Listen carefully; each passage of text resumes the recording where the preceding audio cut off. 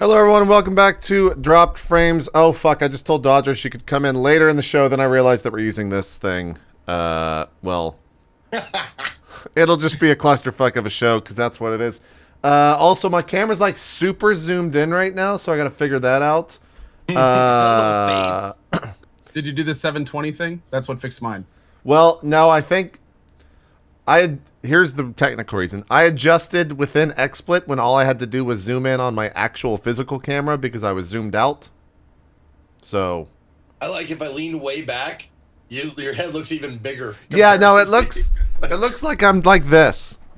Ow, I just fucking ran over my headphones. I'm like this. Hey guys, welcome to Drop Frames! He's gonna eat us all!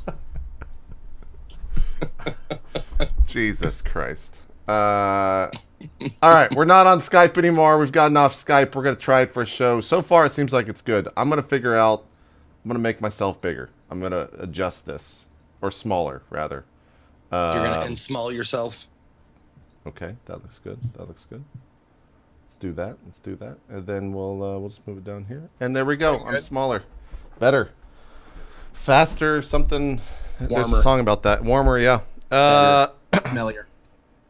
So here's the deal. Dodger's supposed to be on the show, but time zones fucked us once again because I was operating on 4 hours of sleep and she was operating on, it was 4 in the morning. And I told her that she would be on at 3 Eastern. She agreed to it, and then the time zones were not Pacific that she thought. But she still might join us later on. My voice is still gone from yesterday. She still might join us later on in the show. She's trying to sort out her schedule. She's a busy person. She's a busy body. What were you doing yesterday? I did a 13-hour stream of Destiny. Oh, did you? Yeah. Oh. How did that go? Guys, I enjoyed Destiny. What? I hit max level in Destiny at the new expansion, and I played a lot of Destiny. But I don't know. I feel really iffy about telling people that it's good because I just hit 40. And I don't know, like, if the real game, the grind of Destiny, is gonna be good. You know what I'm saying? That's real Destiny is right there. Yeah. Because once you hit that top level, then it's just grind after grind after grind. Yeah, but yeah, I guess we could just start talking of the show about Destiny because we don't really have any topics. We were gonna talk to interview Dodger, which we still might do a little bit later, but. Yeah, Destiny came out yesterday, the Taken King. The patch 2.0 launched last Tuesday, which was kind of funny because it was smart because it gave everyone a week to download the 18 gigs or whatever of the patch that came out, which on PSN that takes like 4 to 5 hours regardless of your internet speed because PSN is just complete dog shit when it comes to operating at a high speed. Yes. But... yesterday, when I booted up the stream to go live at noon, the game asked me to re-download the 17 gigs. So I just kept resetting my console, and eventually it was like, no, you don't have to download these. You already have them. Oh, my God. So that was like the only tech difficulty with the game launch yesterday. But I don't know, man. Like, they've kind of fixed Destiny, and it's kind of not shit anymore, and I feel really bad because Zeke is a fellow addict of Destiny. Yeah, once was a recovering addict, yeah. And yes. Zeke, I can look at I'm throwing hammers, man. I just fucking destroyed. Throwing hammers? What is this? I destroyed Okay. everyone with my fiery hammer. For us non-Destiny players, can you give us a rundown of what Taken King really like? What is it? Oh man, what's the big stuff? So yes, it bumped the level cap up to 40. It removed light levels in the sense that the level cap's not 20 anymore with a light level of 40. The level cap is 40. So you level 1 to 40. Light is basically... By the way, our names are mixed up. I don't know if you saw that. Oh, it's because you... Remember? You did the cam rotation. So on this one... Can you do No, but on this one it's right because I set it up before, and on this one it's backwards because I set it up afterwards. So we will be wrong somewhere. Yeah. I can Okay. change it. I have the power to change it here in just a second. All right, never mind. Sorry. So... You've played WoW, right, Ko? No, barely. Do you understand what the idea of a gear level or a gear score is? Absolutely, yes. So light is now your gear score in the game. And so like when you hit 40, and even when you're leveling up, as you get better items, your light level will increase. Prior to the launch, I think like 167 to 170 was the max light, and now I think it's like 280 to 290 or something like that. So they did that. They added a subclass to each class. What do they call them, Zeke? Spec? I think they're classes. I don't know.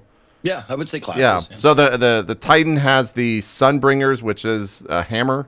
You get a flaming hammer that you can just like lob, but kind of like a grenade launcher. That's fucking sick. Sure.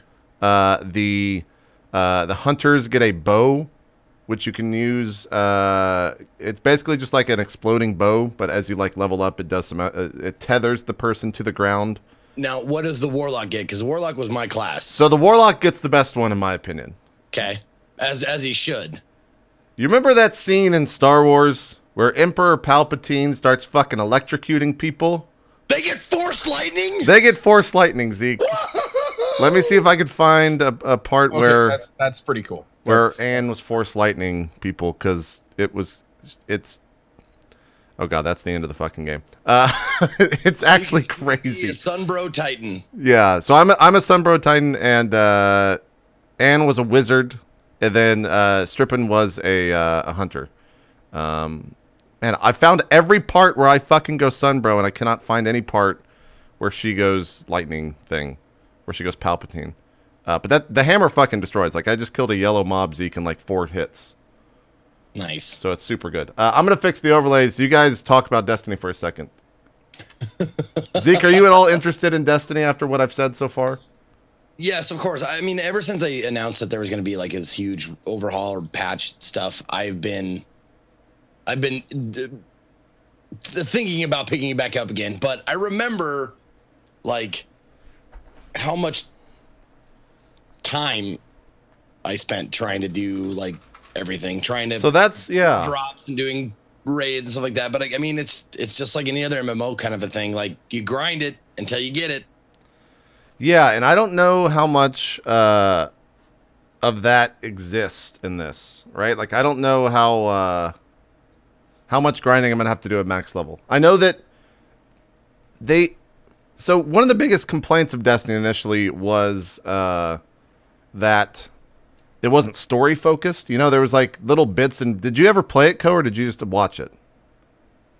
I played a little bit on release day. Like, I played it for the issue with me with Destiny was I could tell that it was kind of like an MMO where it would be really fun if you were really invested on what you were doing in the game, getting every single item at the max level. Like, I knew it would be fun for that, but the console barrier for me was too much. I tried it for 2 days straight. I played for like 8 hours a day, 2 days straight, and I was like, I'm gonna try to do my best, and even if I suck, maybe it'll be a good time. But man, yeah, my mouse and keyboard. Hashtag bring Destiny to PC. I just can't do it without it. Yeah. That's always been a thing. But I don't. Who knows if it'll ever happen. The worst part is though, like yesterday, like I was saying before the show, we were just hanging out, dude. I've been watching Destiny streams just for like the hype and seeing what's new and watching Taken King. I've not really understood much of what was going on at all. You know, like I'll go on King Goss channel and he's just, talking about breaking down the best items in the game to get some currency, to get some better item.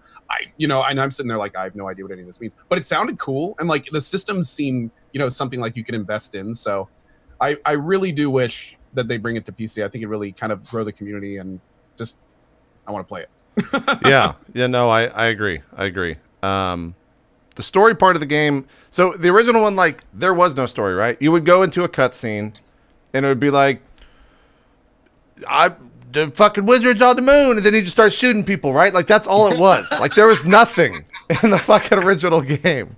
Wizards on the moon. There was no fucking thing at all. And now there is a lot. Like, within the first, I'd say 30 minutes, there is more story in the entire game than there was, in the Taken King than there was in the entire first year of Destiny. Like, and they hammer on the story throughout the entire, probably 4 to 4.5 hour content that exists in terms of like the main story. There's a bunch of quests. There's quests, by the way. They put quests into the game, so you don't. Yeah, like you go and actually talk to like a quest person, and when you talk to the quest person, they give you a quest, and then your quest updates and it tells you where to go. Oh, wow. Okay. And then you can have a lot of quests at once. There's also Nathan Fillion's in it. Nathan Fillion's in it. Yeah, he's Cade. If you there you go. That's and he is I'm picking it up. He's probably the main voice actor. He probably has the most lines, I would say, and they're very, very good. Did they shoot themselves in the foot again though? Because they were like, Dinklebot's gonna be our guy. Dinklage is gonna go all the way. Maybe. And then nothing. Maybe. He because Fillion, he's pretty fucking like nerd. He is. Why can't I not pause in this new fucking Twitch overlay? Great. I just can't pause VODs anymore. Perfect. Good job, Twitch. Zeke, here is the lightning thing. Okay. This is the Warlock. You'll have to catch it up. But yeah. They just float around and shoot lightning out of their fucking hands. That looks fun. Goddamn lightning wizard. Yeah. Oh my god. I'm all over the place right now talking about it. But yeah, the lightning thing is, when you do that in PvP, everyone just fucking bolts the opposite direction, because it's kind of like you'll just immediately kill someone and you don't even really have to fire it. You just move towards a group of people and it just forks out and just destroys them. Wow, that seems kind of OP. But at the same time, like, the hammer is a one-shot, one-kill, and it also has like a blast radius when it blows up, so it's even super fucking strong. The hunter is the only one that seems a little bit shitty. Here's the thing, though. What's gonna keep you playing this game? That's the thing. I don't like right now. I hit 40. I hit 40 last night, and it didn't actually take that long to do it. I would say we started. So when you buy the game, you get a free level 25 character. So I started a brand new Titan. They just give you a character. They give you an item. You can only do it once. But I leveled a Titan up to 25. And then went from 25 to 40. We did 25 to 37 in about 4 hours, just the main story. So that took about 4 hours to get to 37. And then 37 to 40 took probably another, I'd say 4.5 to 5 hours. But it's because I wasn't doing missions, like new missions. I probably could have hammered it out in like an hour. But I was doing old missions with Strippin and helping him along in the main story.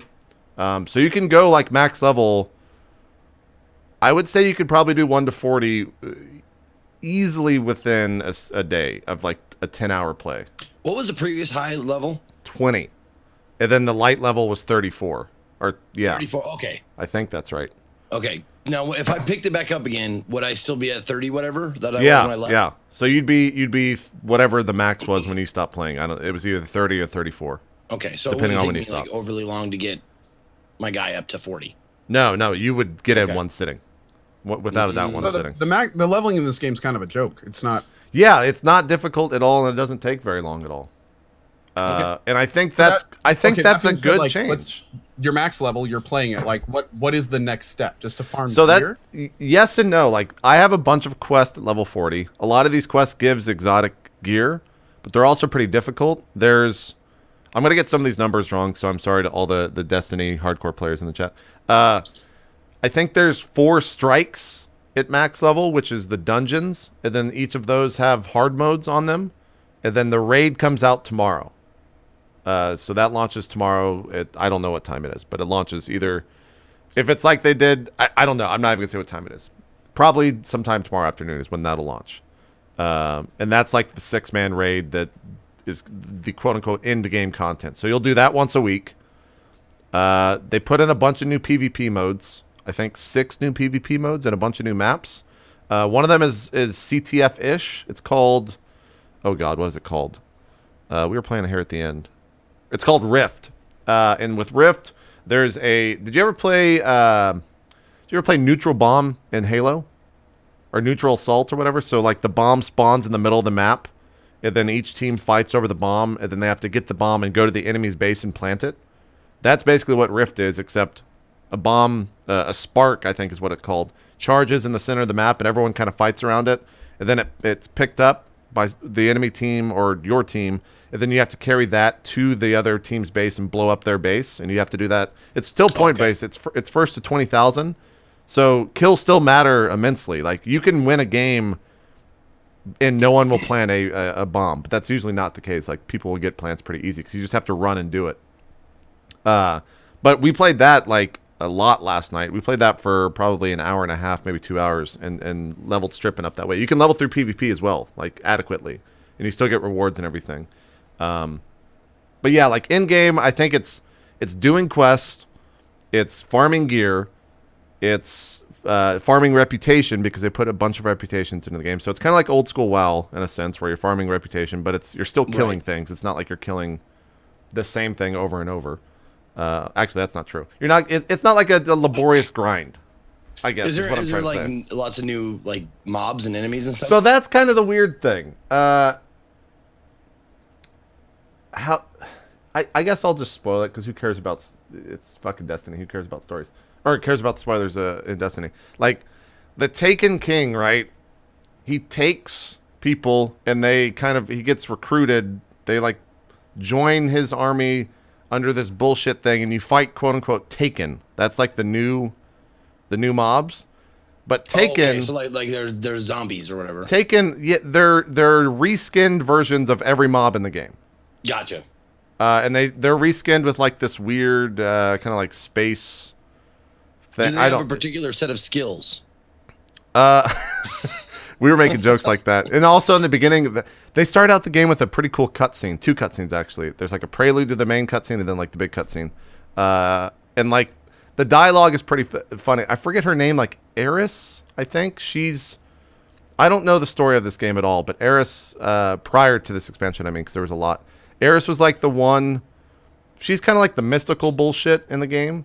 The mystical person, the magical person. And like she makes a lot of very heavy, convoluted lines.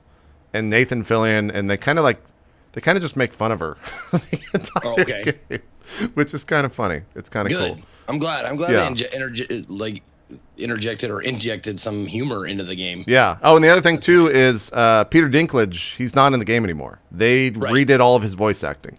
Did they do it with Nolan North? Yeah, Nolan North is now the Spark, and it actually is good. Like he actually has emotion. Yeah, it sounds good. It sounds good as the Ghost. Okay. I was into that. Well, it's Nolan North, dude. I mean, he's got an alley. Yeah. Let's see. Who should we get at voice act the video game? Let's get Nolan. Okay. Yeah. And Jennifer Hale. Yeah, there you go. And we're good. There's your game. You're done. Yeah. Success. I'm gonna miss Dinklebot. I will too, and I honestly missed him yesterday. I'm gonna miss him saying, "You've woken the hive," from a very, very popular grinding spot. Yeah. So a lot of people said they missed him as well, but yeah, that's Destiny. I don't know. I played 13 hours of it, and the last time I played Destiny was at launch, where I played 24 hours of it, and I never logged in again. I do want to log in again tonight and play more. So that says something. Really? God damn you. Yeah. And also Zeke, I think we're gonna try to do the raid on Friday. So if you potentially want to play the game, I mean, you could knock it out today if you played right after the stream or tomorrow or something. It wouldn't be that hard. But yeah, that's Destiny. I don't know. I did not expect to enjoy it as much as I did. I'm very confused with myself at the moment. And that's I'm so confused. Like, and that was the weird thing too. I won't speak for Anne, but I will say about 3 hours in, she was enjoying herself. And this is a person that fucking hates Destiny to her core, like just abhors the game. And she was like, "Yeah, this is kind of cool. I'm enjoying this very particular moment." That was a quote from her. So, well, that's great. It says something about the game. I don't know. It seems like a lot of people were making comparisons to Diablo, where Diablo 3 launched and people enjoyed it. Yep. But like the game had issues, right? Like it had a lot of fucking things that sucked at the beginning of the game. And now if you go look at Diablo, it's a completely different game. They respected the idea that like people fucking love getting loot, right? Yeah. And in this game, you get loot constantly. You're constant. Like I got upgrade after upgrade after upgrade all the way through yesterday's playthrough. Oh yeah, you get the little And I don't even know if that's gonna I don't know if that'll happen at max level, max gear. Probably not, just because obviously gear becomes harder and harder to get as you get better and better gear. But that's true in almost everything. But it seems like the gear grind is good, is adequate enough. Do you know what they did with the like say I had like a awesome heroic whatever weapon, like I had I don't know which one's higher, legendary, epic. Heroic is the highest. Legendary second highest. Okay. Purples are the legendaries, and then the heroics. The yellows Yeah. The gold or whatever. Yeah. Okay. Yeah. If I had like gold weapons, do they like level up with me, or do I? So they made a lot of. And this is where it gets kind of dicey for me in my knowledge. They made all of the year one heroics. Some of these year one heroics can be leveled to year 2 heroics, but not all, I think. Okay. And then they put in brand new year 2 heroics. Exotic, thank you. Exotics, yeah, not heroics, yeah. Exotics. They put a shit ton of year 2 exotics in as well. So those are all out there. And people have already gotten a couple of those. And they also, Zeke, for you, this is not anything new for everyone else because it seems expected, but like they expanded the vault space. So you have more vault space. Oh, thank God. And they also have like ways of tracking everything. So you can go look at every emblem in the game and you can see which emblems you have and which ones you might want. Good. Every shader in the game, you can see which ones you have and which ones you might want. For all the collectors out there. Yeah. And they did the same with heroics or whatever they're fucking exotics. Called. Exotics, yeah. Same as exotics. Where like they have year 1 exotics on the right-hand side and year 2 on the left-hand side of like where the class trainers are. I don't know. Might have to break out my warlock. I don't know. Oh, yeah. No, it seems solid, man. It seems solid. Like it seems like they did a lot of things right in this expansion because I'm still enjoying it. Yeah. I think it'll be fun at this is what you call a segue at TwitchCon next week to see if I'm still playing or still have interest in the game. So one of you ask me next week at the panel if I'm still I'm playing. more interested in the next couple days. You think it's not going to last that long? Yeah, I might still be on the high. I'm interested. To be honest, I'm still curious as well. Like after grinding the levels up, now comes the actual what Destiny really is, and it's just the same shit. I might enjoy it because I have people to play with on stream this time around. Like the last time I played with my brother, and he works a normal job. So it doesn't really work that well with like a streamer's job, a streamer's timetable, and like so that goes to a work. Yeah, he goes to work exactly.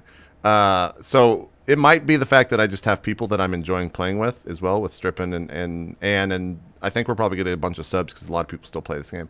The other thing too, didn't expect this. The community is incredibly nice, for the most part. Like not Final Fantasy level nice, but like still pretty good people. I expected them to be like super jaded pieces of shit that are just like trying to defend their game until the end of time. I didn't get any of that in the chat yesterday. I gotta say, man, one of the things I loved about Defiance, that I love about games like Destiny, when you take a really decent shooter and you wrap a multi-hour process to get to the point where you're competitive, that's like a filter a lot of times. I mean, that can completely up the quality of the community. Of course, it's going to shrink it. Yeah. But man, I mean, some of the most polite and well sportsmanshiped times in my MMOs were in FPS MMOs like Defiance and things like that. Yeah. I was very like, I had my chat open all day. I never saw a negative comment. Like, I would ask questions and people would just tell me the answer instead of being like, you're a fucking idiot. Obviously it's this. They would just be like, yeah, you just got to go do that. Or you got to go get, or that's not in the game, et cetera, et cetera. Like that was one of the things where I was just like, what the fuck world? Like I'm enjoying Destiny. People are nice. Like, what is this world that I'm currently living in? Like I said, man, when I was playing it, I would stream and then I would get some food, and then I'd hop on a Destiny and do the grinds, do the raids, do the dailies. Yeah. Like for hours on end because it was just something I did. It was great. So yeah, that was what I played yesterday. Co, you finished up. You're in Metal Gear Solid 5. You're in that world. I'm in Metal Gear Solid 5. You're in about Afghanistan. 10 hours in today. I'm absolutely loving it. I'm playing right after we're done. It's really fun. Enjoying it that much, or is that just your normal schedule? No, I'm enjoying it that much. Nice. Like I'm literally getting in every free hour I can before TwitchCon. Let's fearing how long I'm going to play. Let's roll back. Let's go back 2 games. Metal Gear Solid 3. What'd you think? 3 was a lot of fun. I didn't think I'd really like it as much because it didn't have kind of the technology sci-fi, aspect that the other ones did. It was much more kind of survival oriented with the cure system and the eating system and stuff. But the story was great. The bosses were a lot of fun. The story itself is good, but it's one of the better kind of universal lore dump stories that I've ever seen in like a series of games. And the reason I say that is because it explains so much that's referenced in other games. And when you do like 4 and you get to the very end, I'm not going to spoil it. Right. You know, there's this huge tie-in with all of 3. And then you get to the end of, or just at the beginning of 5, a huge tie-in already. It's just being able to kind of go through all of that and then play these games where they're just vaguely referenced, but if you get that reference, it opens up the story to whole new levels, is really awesome. It's really pretty fantastic. So I enjoyed it. I thought 3 was great. Oh, I'm showing a boss fight shit. Oh well. Did you do that one that everyone wanted you to do? Do what? The one for Peace Walker. Yeah. No. Oh no, yeah. No, he didn't do Peace Walker. Oh, I didn't. Sorry. I'm going to be honest, though. I'm going to be totally honest. I heard Peace Walker's pretty long. And after watching the 3-hour wrap-up video for Peace Walker, and don't kill me, Metal Gear Solid fans, if I wasn't going to play a Metal Gear Solid, I'm glad it was that one. Because, like, the amount that's unveiled, the timing of the story, the rate of kind of reveals and stuff is totally different from the other games. Like, they save all the big stuff for the end, and then it's really kind of disjointed and not really laid out. It's kind of oddly laid out. So I was actually kind of glad that we skipped it. That being said, it's still good. I mean, you know, it's a Metal Gear Solid game, so it's still definitely good. But yeah, I skipped that one. We still picked Ground Zeroes though. You used a sniper rifle in the Fury fight. I didn't even think of that. This is why I love Metal Gear, because everyone does a boss fight or an encounter in a completely different way than you did. Dude, apparently there was someone in my chat that was trying to get a GIF of my fight with boss at the end of 3 and your fight at the end of boss with 3. Apparently, we both had a very rough time with that fight. Did you enjoy that fight? For the first 15 minutes. Dude, I thought that fight, I'm going to get so much shit for this. I thought that fight was the worst fight in the Metal Gear fucking games. The worst fight. I'm going to be honest. I think we both did it wrong. I would agree. I would agree. Afterwards, I talked to my brother about that. He was like, "What the fuck are you? Why would you do it that way?" Yeah. He's like, "I just snuck around," and I was like, "I didn't do that at all. I just rushed her." Yeah, I was pretty much the same way. Yeah. But yeah, it was apparently pretty bad. We both had a pretty rough time with it. I also had a really rough time with the end of Metal Gear Solid 1. So did I. Yeah, that was. Are you talking about the fight on the top of the thing? No, that one was okay. Actually, the one before it. Oh, the fight. Yeah, I had issues with both. We could spoil it. Fucking games have been out forever. So everyone here is probably just watching. Yeah, like the fight with the Metal Gear was definitely hard, but for me, it was the fight with Liquid that gave me so much, like, fucking like almost canceling the playthrough type levels of rage. I was so pissed off. I feel you. I mean, there's times, and not just the boss fights. There's times in Metal Gear Solid when I've just died due to something and almost just put the controller down and been like, you know what, I'm done streaming for now. Yeah, dude, the fight at the end of 1, like, it took me I think I was on that guy for 2 hours, and it was a Friday night, and I was just like, I want to stop streaming. I want to go home, please. I just want this to be fucking over. Stop. And then he would beat me. You're probably over there thinking about bocce like these goddamn amateurs. Yeah, exactly. Exactly. Yeah, exactly. But no, like, and also here's the thing. Unfortunately, I know for a fact that there are many of my viewers that are still watching my Metal Gear Solid 4 playthrough. So I don't want to spoil. Okay. Like the last big third of that. But I gotta say that not only did my camera malfunction, but my cat decided to start cutting onions in my room for some reason. So it looked like I was tearing up and crying at a few points. I streamed that game without my and I had played it before.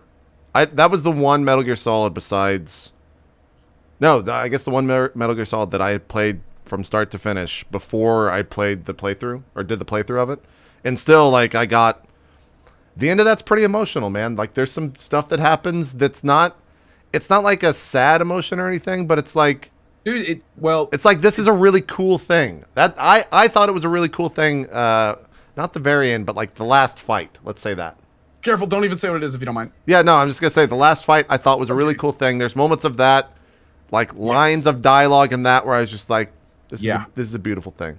This is Dude, great. I was exactly the same. And for us, and well, I mean, see, it's very interesting because me and you are few people can actually relate to this, and of course, the people that watched us. But doing all of them back to back, and then going through the last part of 4 was just it was like it was almost too much at times. Well, that's I mean, because I mean these are characters you get more invested in than movies. Yeah, you know, dude. like these are characters you've been with for weeks of your life, hours and hours every day, and it's like this is because everyone knows.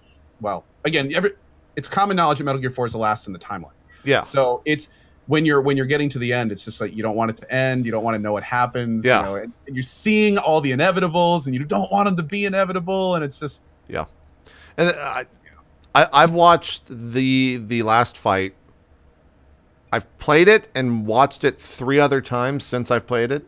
And every time I'm still a little bit like, this is fucking awesome. Like, this is so well done. Probably I think that's my favorite thing in the Metal Gear franchise was that final fight. Just because of how well done it was on all levels. There's no question that between Metal Gear and now Witcher 3, those are the 2, in my opinion, probably most well-made franchises in terms of getting you invested, everything, having you care, and by the end of it, you're just like, this is damn beautiful. Like this is it's the whole package. It's the best, in my opinion, probably the most, at least for me personally. There's no other form of media that can convey that. I can watch a really sad movie. It just doesn't have the same effect. I can read a really sad book. It just doesn't have the same effect. I would agree. For me personally, it's just that medium. Yeah. Nothing else like it. I will say, I don't want to spoil the end of it. What did you think of the thing? I'm going to type it in chat. Okay. Because everyone's going to know what we're talking about. I just don't know how to bring it up. Okay. And it's like the one thing in Metal Gear lore where you hear the end that happened and you're just like, are you there's no fucking way that's how that happened. Like, that is a bullshit Kojima thing where he's like, yeah, obviously that's how that occurred. And that was really that person just convincing himself that was happening. Like, I'm gonna be honest. That was a slightly confusing part of it, but there were other slightly confusing parts of the story too when you drill down into it. So I kind of put it in that category. But the short answer is we actually talked about that at the end of the playthrough, like as it was happening, and then also some during the credits. And there were some people that were bringing up the fact that there may have been an inconsistency in terms of the canon throughout the development process. So it's I kind of went back and forth with it. So. And we got to hurry up because we're boring Zeke. Sorry about that, Zeke. No, we still got to talk about Metal Gear Solid 5. He got his Destiny fill. We're good. Once the show, like, everybody gets it. Yeah. I was gonna say now what we're gonna do now, Zeke, what is something me and you can talk about to bore the hell out of See, I don't get bored. And then we'll be the whole circle. I don't get bored. I'm super interested in everything. He has a constant malaise, like a constant apathetic attitude, so you can't tell if he's bored or excited. That's true. He just got true. Yeah, okay. Whatever. The world's gonna end. Okay. I'll just probably get in a shelter and everything will just work out for me like it has all my entire life. Exactly. All right, sounds good. Let's. Okay, so here I'll make it the shortest thing ever. Then, fucking vault. For Metal Gear Solid 5, awesome open world. No, we're gonna talk. We're talking about Metal Gear Solid, but we're gonna take a break because Dodger's able to come on the show. So we're gonna get her on the show. I'm gonna fuck around with the overlays for a little bit. And what? Why would you do that? You just fucked everything up. I am now CohhCarnage. I love your fluffing fellow. Wait, what happened just now, Co? My whole camera just crashed in Zoom. Can you hear me? You guys can hear me? Yeah. Okay? So it's not just Skype. It's a personal problem. Oh, guys, 33 weeks and I finally feel validated. No. Hold on. I want to make something very clear. A, it came right back on. B, I've never had better quality. So that's true. It still sucks. And honestly, you know what? I don't know how to fix it from here, but I know exactly how to fix this whenever I can open my damn. Well, we're going to take a quick break because we want to get Dodger on the show. So I know this is a 35. I'm just going to splice these 2 VODs together. It's still going to be 1 VOD. We'll be right back. We'll take this quick break. Putting Dodger in. We'll fix Co's camera and figure out how to get Co and Zeke in the right spot. And we'll come back, talk about Metal Gear Solid 5, talk about Chrono Trigger, we'll talk about TwitchCon, talk about a bunch of stuff. Be right back. That's a weird outro. I don't know. See you soon. All right, guys, we're back, and we're joined by a new person in the show. It's Dodger. She's doing a dance. Hello, I'm so glad that I got to be here. Yeah, sorry about the time mix-up. Oh, no, that's totally my bad. The second you were like, I'm just going to copy-paste what I sent Well, you. I did that, and I was like, that was kind of a dick move, but whatever. No, because I was going, did he just say 3? Or did he say 3 Eastern? Shoot, I don't remember. But yeah, that was totally my bad. Fortunately, the tournament that I was supposed to be in, I personally was having server issues. So they were like, we might have to alternate you. And I was like, that sucks because I'm actually good at this game, but I can be on dropped frames now, so... Wait, didn't you practice for that? Can we even talk about what you were doing? Is that... Yeah, I was going to say, what tournament is this? So Polaris is doing what they're calling the Civil War, where they just take tons of channels and then split them into 2 teams. We did like a big draft. Angry Joe and Total Biscuit are the 2 team captains. And the very first game is Chivalry, which I'm actually like good at. Every time I've done a Chivalry tournament, I've done really well. And so Joe was like, yeah, put Dodger on my team. And you were practicing and stuff for it, yeah. Yeah, I was practicing for it. We did practice matches on a different server. And I was like killing it. I was getting top kills. I was feeling so good. And then when we actually had to get into the server for the tournament, I was the only person who couldn't get in. And we tried so many things. And I was like, guys, just in the interest of everybody else's time, well, I'll bow out. It's fine. Is that still an active community when you were like, I guess your community was following you around, right? When you were playing? Is that safe to say? No, because I was hiding the server because there's kind of like unintentional DDoSing that happens where if too many people try to get on the server at the same time, then it all just crashes. Right. So I was hiding the server the whole time. Oh, this video, people are going to watch it and be like, hey, she's real bad. Well, this is from your stream the other day. It's fine. I know. Oh. Well, whatever. Like, I mean, it happens all the time. I was trying out lots of different weapons and stuff. But so what class do you play in Chivalry? What's your main? Who's the one with the big old spear? The spearman? Halberder? Oh, halberdier? The habanero. Habanero. I plays the habanero. Yeah. Whoever mains like spears and longer like quarterstaff type weapons. That's my favorite because you do the whole poke and sweep, right? You come up there and you poke them, and then they're stumbling, and then you sweep down and smash their heads, and it's the best. It feels so good. You just beat Chivalry. You did, yeah. This was a weird time, I think, in PC gaming when, like, Chivalry came out, and then a billion other games copying Chivalry came out right after that. Well, For Honor is going to be coming out, and I was really curious about that one, and I finally got to play it at... man. I played it at PAX Prime, yeah. What'd you think? And it's fun. There's way more stuff to... It's way more difficult. ...pay attention to. Yeah. Yeah, because it's a lot of... somebody described it as... Chivalry with rock, paper, scissors. I would agree. Because, yeah, that's great. Yeah, because you have to watch where they have their sword positioned, and you have to be blocking in the same position, so they can change it at a moment's notice and sweep at you. So you kind of have to do some guesswork in the actual combat. Yeah. But it's really fun. Yeah, I would say that the community in general, answering the question from earlier, the community in general has changed a lot in that when you play, even if you're playing on nub servers, everybody's really good. That makes sense. Everybody knows all the weird strats and stuff. It's kind of intimidating. You go in there and you're like, I'm gonna play on a green server where it's just like, levels 1 through 15. It's gonna be totally fine, yeah. And then everybody's annihilating you with like these weird power gaming techniques. Like when you do the sweeps, you look up, so that there's a possibility that you can hit their head and not hit their shield and like just all sorts of weird stuff. So you see people like their bodies look like they're flailing, but they're just killing everybody. You're like, what is this technique? Dude, they seriously end up looking like those drunken masters. I know exactly what you're talking about.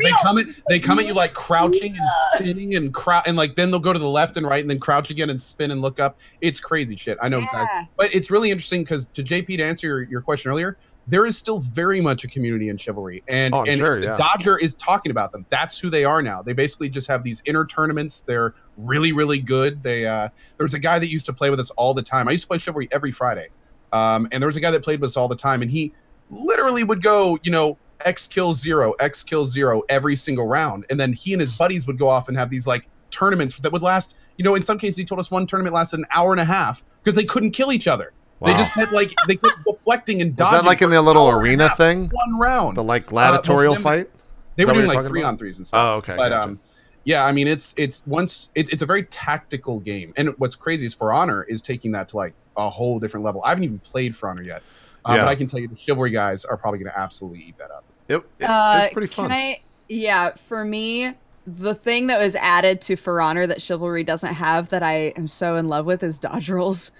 Oh my god. Yeah. Not having dodge rolls in Chivalry is so difficult. And like if you're man at arms you can dodge, but even then it's like just hop into the side. So the other night Destiny launch night actually. I was up till 2 a.m. watching the fucking Tokyo Game Show thing. The Tokyo Game Show SCAJ, I think that's right. The Sony Computer Entertainment of America, Japan. Yes. Conference. And they had For Honor come up there, and they showed like a trailer for the Samurai, and they hadn't really shown gameplay yet for the Samurai. Yeah. It looks fucking sick.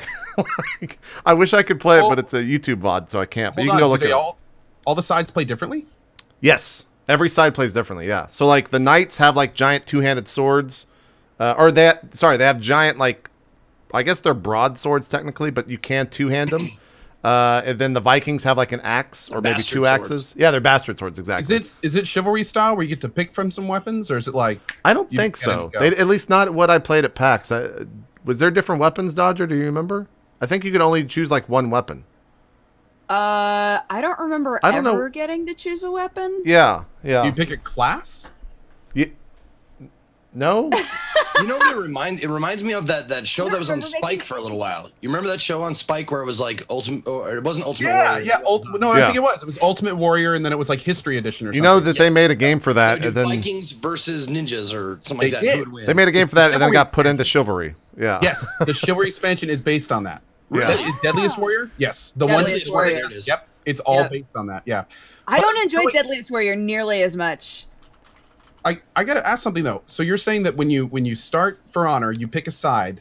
Yes. And that's it? Well, it's a PAX Prime demo that was from E3, so I'm sure it's very early on.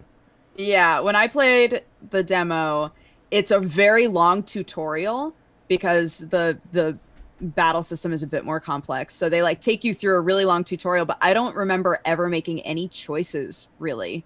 They just kind of give you like, here's just like a basic class with a, big old sword. And we're going to take you through about 5 minutes of you learning how to actually play the game. Yeah, and then... that was really weird. They had a very, very long guided tutorial by someone standing behind you and being like, all right, please move forward and attack this creature. All right, now that didn't happen for me. I had a really good person too, but it felt like they'd been doing that for 30 hours by the time I got there, and they just hated their lives. God, it's like, this fucking idiot can't dodge to the left.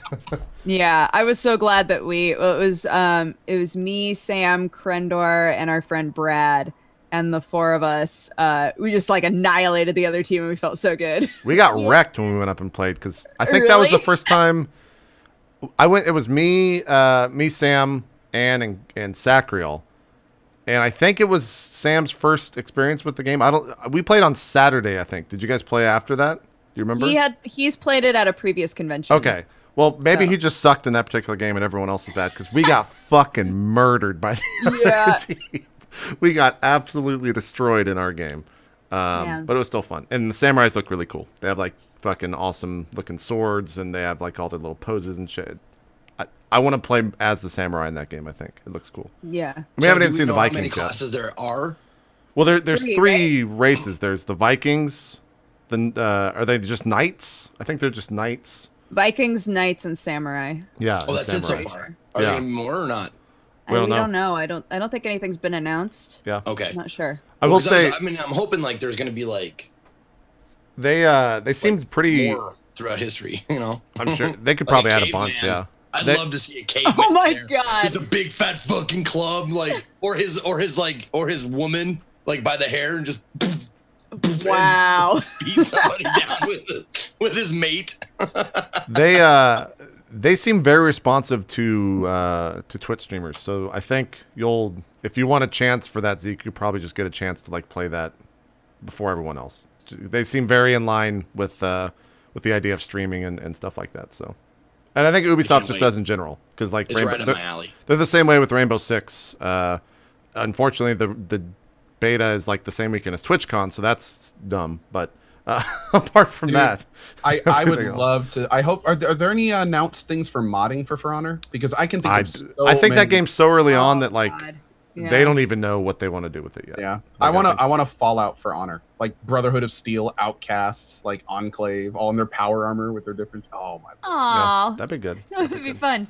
What were we talking? Oh yeah, Zeke, go back to sleep. We're gonna talk more about Metal Gear. Oh God, what are we gonna? I'll go to sleep. You're not a fan of Metal Gear at all? How do you not? Oh. Dodger, let's talk about something between us. You guys can use the chat. Trigger? Can we talk about Chrono Trigger yet? Okay, so actually no, Zeke hasn't had his time yet. Zeke hasn't had his time. Let's. I'm sit in the corner. Everyone has their time. All right, I'll turn around. Zeke, what did you play recently? Is it my turn? It's your turn. No, go ahead. Go ahead. Finish up with the Metal Gear. It's fine. Go ahead. Finish up. We don't have a lot left to talk about. We kind of do because I've played a lot of it, and that game is too fucking long. I think that game is way too fucking long. We had a guy in chat a world of long ass games, you're saying this game specifically is too long. That game, yes, that game is longer than The Witcher. The main game of that game is longer than The Witcher. I put 40 hours into it, and I still have at least 15 to go. But apparently, what are we talking about? There's big jump, dude. I put 160 hours into it. You 100%ed it. I'm talking about just completing. Oh, yeah. I don't know what game we're talking about. Just completing Metal Gear. I've put in already 40 hours. About the newest Metal Gear game. Oh no, I know that, but I didn't think the main story took that long. I knew there was a lot of content for the side stuff. You're only doing main story stuff? It's fucking stupid. There's so much more shit that I have to see in this game, but it's like another 10 to 15 hours worth of gameplay to get to it. That's awesome to know. Yeah. I know I know people that have put 100 hours into that game and they have still not seen the final cutscene. That is excellent. And it's annoying to me too because I got to what I thought. I got to a point in the game where you're like, all right, it could end here. And then it says Chapter 1 complete. And I'm like, are you fucking kidding me? Like, what the fuck? I gotta play more of this game? God damn it. Gotta or get to? What do you mean? I was trying to rush it, and so in the spirit of rushing through the game, I was very frustrated when I got to the end and it wasn't the end. Because I was trying to finish it before Destiny came out because it's gonna be hard to like jump back to that afterwards for me. And now I'm gonna have to jump back to it afterwards. Metal Gear is so weird to me, like the franchise just in general. Yeah. Because I watched my cousin play the very first one. I've never touched any of them before. And I think somehow the marketing for it has never really gotten across how surreal and bizarre those games are. It's fucking bizarre as fuck. And the weirdest part... I had no idea. I didn't know until somebody was like, hey, do you want to hear some of the best things about Metal Gear? And I was like, none of this sounds like it's from a Metal Gear game. I don't understand. Dude, like I tell people, Metal Gear is a video game anime.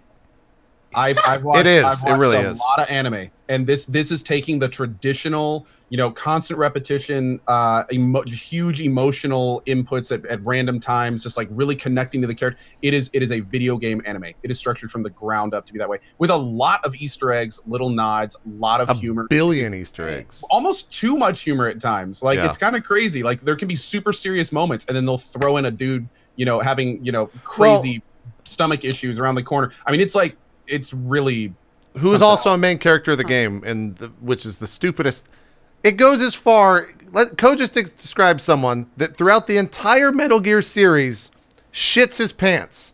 This ends up being a influential character in this main story of Metal Gear Solid. So much so, generations. Yeah, so much so that at the end of it, He's the end. Like, that is the major part of the end game, is something directly related to that character. But that, just what you just said is one of the reasons that, like, what you just said is one of the reasons, if you really like anime, if you love that kind of stuff, you have to play these games. Yeah. I bet you would have an appreciation for what this is. Let's just talk about how fucking weird Metal Gear Solid 5 is, because here's a game that has maybe 6 hours worth of cutscenes in a game that has about 100+ hours worth of actual gameplay that is all very different. It's a game where you get a dog who has a fucking eye patch, just like and you Snake. You can make him look like a fox. That was the first. You can change the color of the dog. You get a horse, and we were talking about this last week, that you can tell to shit on command, and he'll make cars in the road swerve off. Like, think about that for a second. Properly befriend it and train it. Like, there's that. It's such a, like, that can't. No one on paper, no developer in the world will be like. When they designed the tech system in Metal Gear Solid 5, there is probably, like, there's so many items and things to research and different levels that add new abilities. Yeah. You have a hand, you can upgrade it like 5 different ways. It can blast the hand off in a comical manner to punch people in the face. And they recorded. Run up to somebody. No, hold on. Let's go back to that. They recorded Kiefer Sutherland going, "Rocket punch!" and then it shoots off his hand. Dude, Kiefer Sutherland recorded this line. The entire Metal Gear Solid 5 arm thing can be summed up to the fact that when you sprint at someone and hit punch, it makes the $6 million man sound. Yeah, it does. Yes. Dude, I just ran around and did that for 30 minutes. What if we made a horse that shits itself? Hey, guys. Exactly, guys, man. And you could listen. Is anybody here? I'm gonna do it. Fuck it. Yeah. And then they recorded Kiefer Sutherland. Yeah. Recorded Kiefer Sutherland just screaming, "Do it!" Give me the Cheetos. I've got the mesh. We're good. I got it. That I don't understand. Like, it makes total sense to me why Konami was like, "Kojima, get the fuck out of our office. You made so much stupid shit in this game. It cost us so much money. This will never happen again in any game world ever. In any game, no game dev will be like, yeah, let's throw all this stupid shit in here." I want Kojima to make his own studio, and I want, like, after seeing PT and playing all the Metal Gears now and really seeing what this dude is capable of, dude, I want nothing more than to see him still making games. Dude, I don't think that he will ever get the funding to do anything like I think Metal Gear Solid 5. Holy shit, dude! Metal Gear Solid 5 costs so much money that Konami basically let him go. Like, that's one of the main reasons a lot of people say. I don't think Kojima needs to have that much money to make like as much money as he spent on this game. Right. I don't think is necessary for him to make a game that people would. Oh, I agree totally. Without even I agree with that. Yeah. 5, removing 5 from the equation, just the 1 through 4 experience, I'd feel the same way. I would say if he kickstarted it. With Shenmue, right? Yeah. One day. Yeah, but Shenmue's fucking dog shit. This is actually. Yeah, I don't even. That's what I'm saying. Well, they were exactly like, my point. help us with Shenmue. I was like, how many fucking Shenmue fans are out there going, oh my god, I need it. Like, that was such a bizarre. So wait, Dodger, have you played Shenmue? No. Have you played Shenmue? I know exactly. The answer is no, but I know I'm very familiar with what it is. I watch my brother play it, etc. See, I need to talk to somebody who can sell me on it, because I saw the Kickstarter thing. I knew a little about it. Watched my friend play it way back in the day. Apparently, there was a cult following about it I didn't know about. Oh yeah. Like, I'm still needing to find someone who can tell me why. Like, and I'm not saying it's bad. I don't know. Well, Shenmue is another game series that's like super surreal, right? Like, it's very bizarre as far as I understand.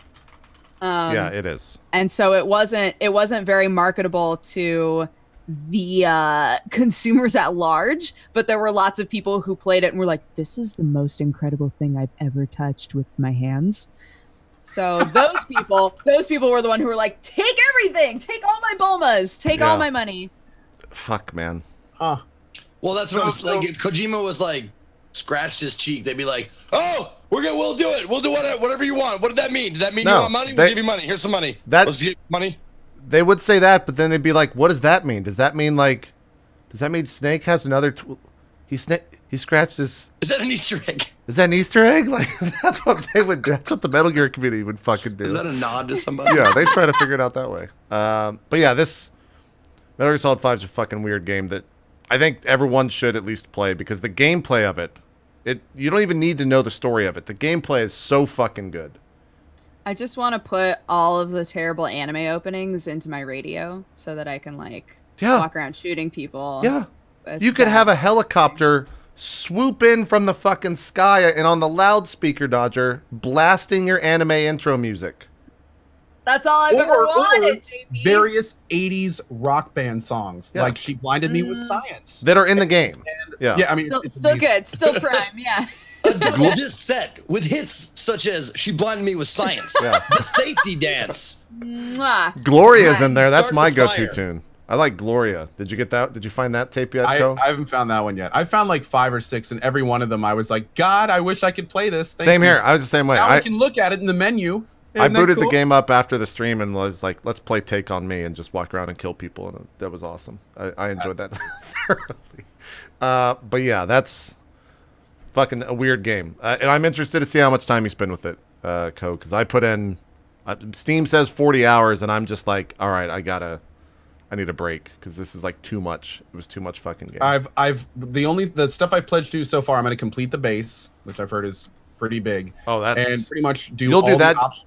You'll do the story and complete the base.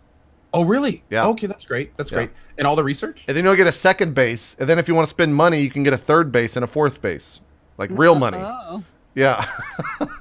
Exactly. Sounds worth it. And then you can have people online invade those bases and you have to defend against them. No. Oh, I heard about that. The multiplayer stuff. The multiplayer stuff unlocks 30 hours into the game.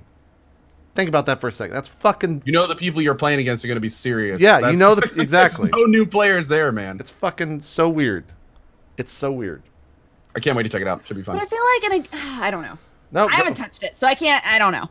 I feel like in a game like that, 30 hours isn't that much. Like equating that to, say, 10 hours of Witcher 3 game time. Like 10 hours in, I felt like I'd been playing for like a couple hours. So 30 hours into a game that's so like open and story based doesn't. But it's not. Bad. I mean, it's story based, but the cutscenes are like 30 seconds of like the characters being like, "Well, we got to go get this scientist. All right, I'm big boss. I'm gonna get in my helicopter and go do that." And then you go do that. Like you play the entire time of going and do that. So it's like Witcher 3 has cutscenes and stuff, where Metal Gear doesn't have breaks. The Witcher cutscenes weren't that long either, though. I thought they were. But maybe I'm... Hey, guys, quick public service announcement. PAX South tickets just went on sale. Oh, nice. PSA. Well, it's funny because they don't announce when those are going on sale, right? It's literally just they went live apparently at 4 today, so they've been up about 3 minutes. Those will probably sell it pretty quick. So, there you go. But yeah, that's Metal Gear Solid 5. And...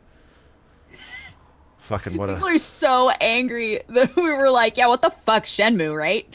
Oh no, like that's fine. So many people who were like, yo, they haven't even played it. A lot of those people, Shenmue. The point is that that so many people don't know that franchise that it's bizarre that they could try to. No, that's exactly that. Successful. That's the point that we're trying to make. Yeah, it's also. I just want to say, there's probably like a total of. In the 7,700 people watching right now, there's probably 500 that have actually played Shenmue. I guarantee you. No one in chat. Okay, now to be fair, it's a really older game at this point. It is, right. But some people just bandwagon. You probably find the same amount of people that have played Final Fantasy VII.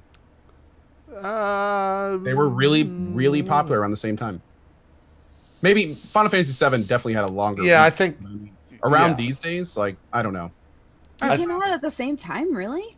I think they were close. No, because the one was the Dreamcast, and then Shenmue was Dreamcast. Yeah. So that would put it at.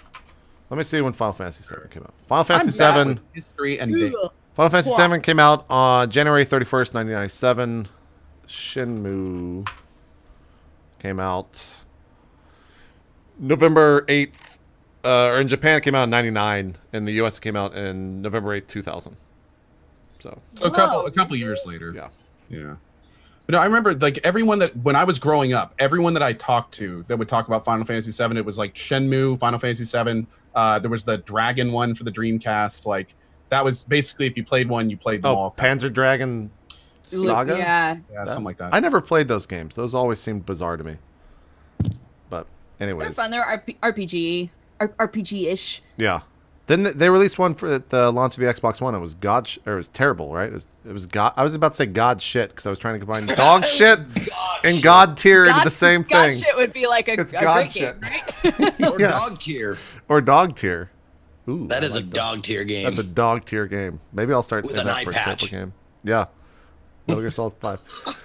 All right, so Dodger, you've played through Chrono Trigger a billion times. Zeke's playing through it for his first time this week. ever. I'm so excited. Zeke, tell me all of your feelings. I keep coming in every now and then. I keep like popping in every now and then to be like, Zeke, how's he doing? And it's usually you being really angry at him for whatever reason. No. This game has not made me angry, like almost at all.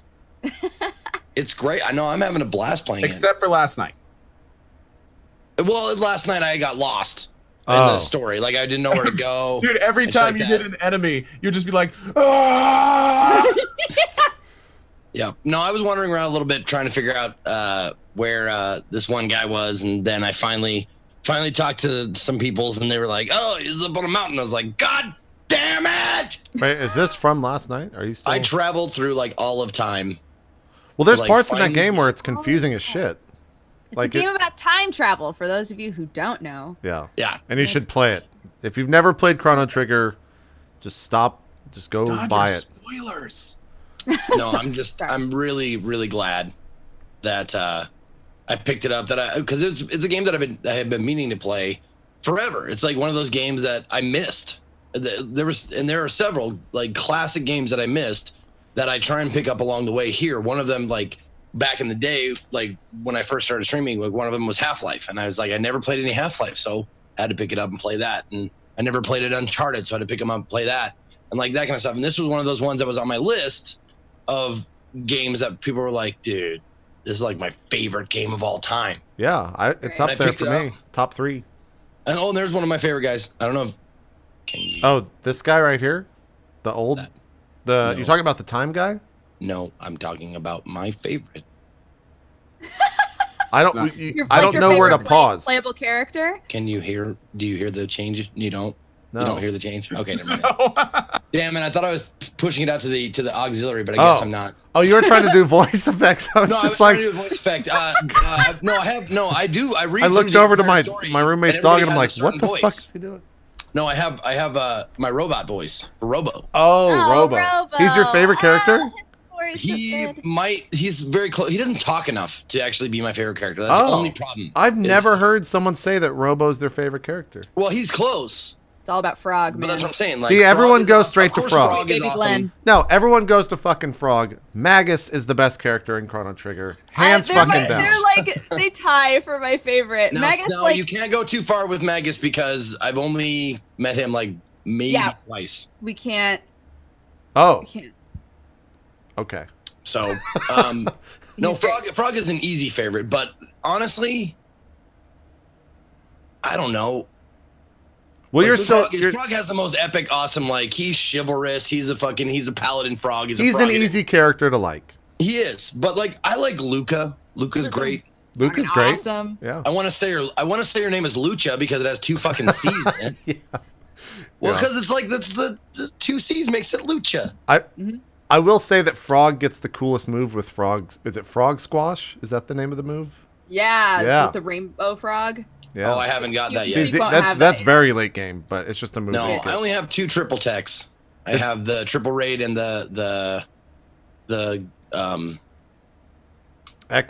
elements. No, the elements. With the 2 girls, with Luca and Marley. Oh yeah. Soup, is that Flare? No, it's No, it's the one with like a triple something. Really weird name. I don't know. Anyways, those are the like all the characters are really good. Even like everybody's least favorite is Marley. Everybody's like, let's leave her behind. Is it Marley or Marl? That's the thing. Who knows? Everybody was saying Marley. I've always said Marl. Yeah. I've always said Marley. I am pretty really sure wow. Yeah, I've never heard someone say Marley. Is it Luca or Lucha? Is it Marl or Marley? I'm pretty sure it's Luca. Yeah, sure I think it's Luca, and in my heart of hearts, I believe it to be Marl. It could but even it might be not be. Luca. It could be what? It could be Luca, for shit's sake. Yeah. Oh, this music is so good right here when you're in the train. All the music. That's the one thing that's like been like damn it, I missed it. Unequaled in any like SNES period game that I played. Yeah. This has by far the best music. Wait, so where are you at? I've just picked up the time machine. The thing that travels through time that you can just hop in and change the dial. Okay, the Epoch. Epoch, there you go. Epoch. The fucking coolest. I had to look that up. Cool. I had to look up what Epoch is. Is it Epoch? I thought it was Epic. I thought it was Epic. I always Epoch. said Epoch. I think it's pronounced Epoch. I'm pretty sure it's pronounced 10-year-old Epoch. JP read that as Epoch, and it has not changed in 18 years. It might be Epic. So you're like, Hold on. you're like pretty far. It is Epic. It is Epic. Okay, there you go. I just Epic. And Yeah, the Google pronounce guy is really excited about it. Epic. Yeah. So it is Epic. You're right. I'm still gonna go with Epoch. I thought it was Epoch, but it's Epic. Anyway, I just picked that up and I just traveled back to 12,000. And that's that's where I'm at. I just got done with. Okay. I defeated the two elemental dinosaurs with the goblin that's controlling them, the red and blue. And after that, that's where I kind of left off. And I'm gonna pick it up after the show's over because I really want to keep playing it. I'm trying to remember where that's at. It's been a really fucking long time since I've played that game. It's a decent ways into the game, but it's not. It's not at the major halfway point, right? It's not. It's not at like the major holy shit point. No. Okay, gotcha. No, I'm still missing a character too. Okay, gotcha. I can tell, and I'm not saying I know who it is. I'm just saying I can tell by the slots. Gotcha. Like when you go to the pub, dude, yeah. No, that. And then there's one that's empty, so I still don't have one person. I feel like anytime you bring up Chrono Trigger, you got to bring up Final Fantasy VI, and in the same way with all the slots at the bottom, when you have like 30 fucking characters, like who the fuck am I missing? Like the first time I played it, I was the very same way, where you just looked at the slots and there's too many fucking characters in that game. In Final Fantasy VI. Well, this one I'm missing one person, and I can't wait to have him. I love going through the story and doing the voices for all the different characters. Oh, you're doing voices for your character. Oh. Oh, for all of them, dude. I even have a voice for Chrono. Hey, I even have a voice for Chrono. You ready? Here we go. Nicely done. Good goof. There you go. It's good goof. Right? No. Oh wait, hold on. Voice for Robo. Luca's kind of like a nerd, and she kind of talks like this and like a little real fast, and she has kind of a nasally voice. Is this right where you stopped, Zeke, or is this an old VOD? It's close. Yes, this is definitely close. You're coming up to the best part of the. I have to watch your stream. I know, right? I have to watch your stream tonight.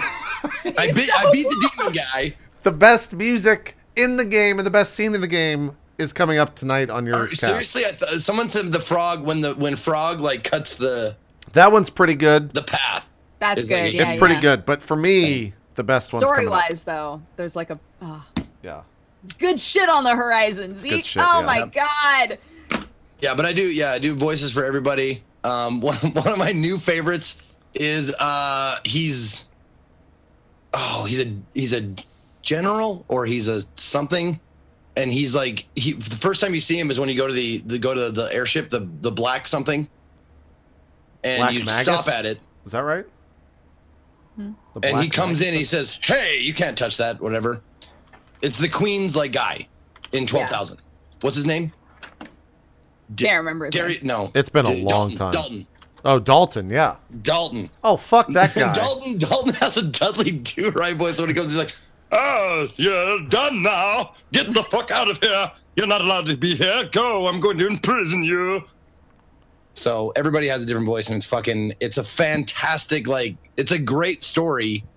And if you really read some of the lines, like there's some feels in there. Yeah, dude. Oh, when Robo gets broken for the first time, oh my god. I was like, oh no, fix him, please fix him. We did like a, how long was it? It was like 27 hours. We did like a stream of Chrono Trigger and I watched got you the guys do true that, ending. Too. Yeah. It was Jesse, me, and Gerard the completionist, and then a few of our friends, and we all just like sat and played that game. They did it in one playthrough. Like 28 hours, Zeke. They're actually a bunch of idiots. Why would you guys do that? It was so fun because both Jesse and I just loved that game so much, and Gerard had never played it before. So we were like, oh, this is perfect. We can play and we can be those horrible backseating friends who were like, ooh, a good part's coming up. Ooh. Yeah, I just did. Yeah, it turned into this horrible thing where Jesse would be like, oh my God, the best hour of the game is about to happen. And then like 2 hours would go by and he'd be like, no, guys, this next hour is the best hour of the game. And it became this thing where Jesse kept like waiting for this specific thing to happen and thought it was right around the corner and it never was. And he'd be like, no, but the next hour is going to be so good. Nice. Best hour. So, that's where that comes from. Okay. Yeah, gotcha. That's where hashtag best hour comes from. Gotcha. Yeah. So what, have you played Final Fantasy VI? Have I? Yeah. Depends on what you mean by Final Fantasy VI. 3 in the U.S. English version or Japanese, like 6? 3 in the U.S., 6 in Japan. Yes, the one with the Moogs or yeah, the Moogles. Moogles. Sorry, Strippin got me saying Moggles for some fucking reason yesterday. I know. He was making fun of my. He ruins my pronunciation. You can't use the word Moog because that's their word. You can't say Moog. They're Moogles. You can't say Moog. I'm kidding. It's a joke. Oh, it's a joke. I was like, that's people used to call me that. Was that a racist term, or what are you talking about? Yeah, it's racist against Moogles. You can't say Moog. That's their word. Okay. That's the joke. I see. Okay. Bad joke. Anyway, yeah, I did play through that. But it was when that came out. Like I played that on the SNES, and that was like right when it came out. Zeke, so I haven't played it in years. Have I ever told you that before itmeJP, I was called Moogle? Seriously? Seriously, I can see that. I can see that your head shape. Yeah, kind of, I get it. I also have wings. I have a PSN account, and it's Moogle_ is my PSN account. So nice. There's truth to that. Everybody knows. There you go. Go add. Send me friend request. We'll play Destiny together. Now no one will do it. No one will send me a friend request because I'm just gonna say let's play Destiny. So there you go. Zeke, have you played anything else, or has it been purely Chrono Trigger? No. Let's see. I picked up Chrono Trigger. What else? Oh, I played Life is Strange again and this time I played it with my I'm not gonna watch the friend of that. With a girl who is not like a gamer, but Life is Strange is one of those choose your own adventure ones, so you can kind of play it without having like knowing how to do it. It was kind of painful to watch her like trying to like move around third person, like movement and camera on 2 sticks. But once we got the hang of it, we got a little drunk. Day drinking wine, playing Life is Strange. Oh, that's great. Going through the teen angst simulator. I would have been sobbing. It was great. It was a whole lot of fun. There ended up being spontaneous karaoke. Oh, that's right. We got done and we sang Disney songs for no reason. Absolutely no reason. We started singing Disney songs after we came back. Were you prepping for karaoke? And the best part was the first song was just a very drunk Zeke and a very silent partner. And yep. Trying to get her to sing. I was like, come on, and finally. And then she did at the end. It was eventually, great. And then the next song and the next song and the next song she started chiming in more and more. Because she's got kids, so she knows every single one of those songs. Of course. Not that you have to have kids, but it helps. So we're singing Hakuna Matata. Yeah, of course you go straight for Hakuna Matata. I don't think I could bear to play Life is Strange a second time. Oh, we sang Katy Perry? There's Katy Perry. Yeah. Like, I haven't played it yet, Dodger, and I really want to, but I'm waiting for the 5th one to come out. It's really good. You're going to play it and be like, this dialogue is no, I know it's garbage. I've watched a lot of streams, yeah. But yeah. I don't think like it's such an emotionally taxing game to me. Really? There have been so many times where I'm like, I need to, and people have said that Until Dawn would just probably kill me since I get so invested in characters. Yeah, you probably would. Yeah, you'd probably drop dead. But I can't wait to play that again. Yeah. Oh God, how can you play those games twice? I want to go through it again. Life is Strange. I'm like, I don't think that I can ever play this game again, even though I want to see what different choices would do and how that would affect the game and the way that things wound up. Like, I don't think I could do it again because I'd be like so stressed out knowing what can happen if things go wrong. Yeah. Did you read the diary, like out loud, on cast? Oh no. I don't think I read it out loud, or did I? That was one of my favorite parts. Like, was her reading the diary about like, oh God, school is gonna be so great, and then it gets like, I am so mad at school, I hate it. I hate school like, so much. Her diary is like so awesome, especially like coming from someone who was a girl in high school at some point in time.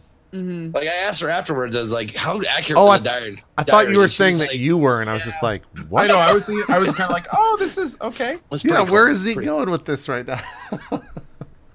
I haven't played Until Dawn yet. I'm so excited to play that. I want to play it so bad, but I don't want to play it alone. Like, I want to have somebody who can ground me when I need to argue with, like, I don't want to just argue with myself about what to do. I'm so worried that I'm going to get so stressed out. I think if I did that, I've watched so many people play it that it would kind of be a troll cast, because I would see, like, I know the actions of what will kill a character and what won't, and I'll just do a playthrough where I kill every character.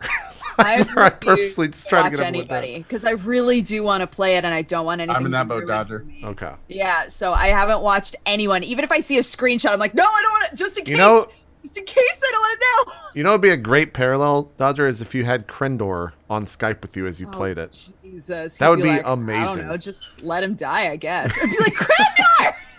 It'd be great. It'd be comedy gold. You should do it. There you go. Convince him. I love Krendor. His apathy rivals yours, JP. I would concede that his apathy is stronger than mine. I think, because I get excited. JP goes through the effort of actually like shaking his head. No, I mean I get excitable and stuff like that. Krendor is just, I mean that's a flat guy. Whole other level. Yeah. Okay. Yeah. If you hung out with him, I think. I played he was on roleplay, Zeke. I've witnessed like 30+ hours of Krendor being one note in roleplay. How much fun is it to be like that though? Like really, like he was probably the best person on the show. So really, okay, yeah, because it was just one note. It was great. He's a wild card. He's like a one-note wild card, and it's super weird. That's his thing. Yeah. Exactly. All right. Exactly. Dodger, what have you been playing? We talked about Chivalry. What else? You play the weird ones, so I'm interested. I do play the weird ones. Last night I made a huge mistake. Do any of you know anything about the game Undertale? I've heard of that, only because you told me about it. I made such a terrible mistake last night. My friend was like, "You should play Undertale. I think you'd really like it." I was like, "Cool, okay." So Undertale is a game. I'm trying to figure out how to describe this without ruining Steam says the RPG game where you don't have to destroy anyone. Oh, that is true. That's one thing, but that is not the major mechanic of the game. Okay. Is the major mechanic of the game destroying people? No. So yeah, you're playing it. I've only played the intro. So I'll give like little tidbits of the intro, but even that I don't want to spoil because it had such a like crazy impact on me when I was in the dark by myself playing this game last night. I was like, ah! And I like panic quit this game. Okay, so like, the fuck? So yeah, they established really early on, like you have the option to fight, but the major option that you have in this game is called act. An act is like talking, complimenting, flirting, like whatever applies to the thing that you're fighting. So monsters will come to attack you and you can choose to not fight them. You can choose to just talk to them. And a lot of times there's like an option that will work best for them, or like it'll turn out that they're just terrified of you. They're attacking because they're terrified, right? And you can start to talk to them and they'll be like, never mind, I don't want to do this. And they'll just run away. And so that aspect of it, I was like, this is so cool. Like, I really like this idea that you can choose to attack and hurt these monsters, or you can try to almost kind of befriend them or convince them that it's not worth their time to attack you, you know? So how did you panic quit this game? Wow.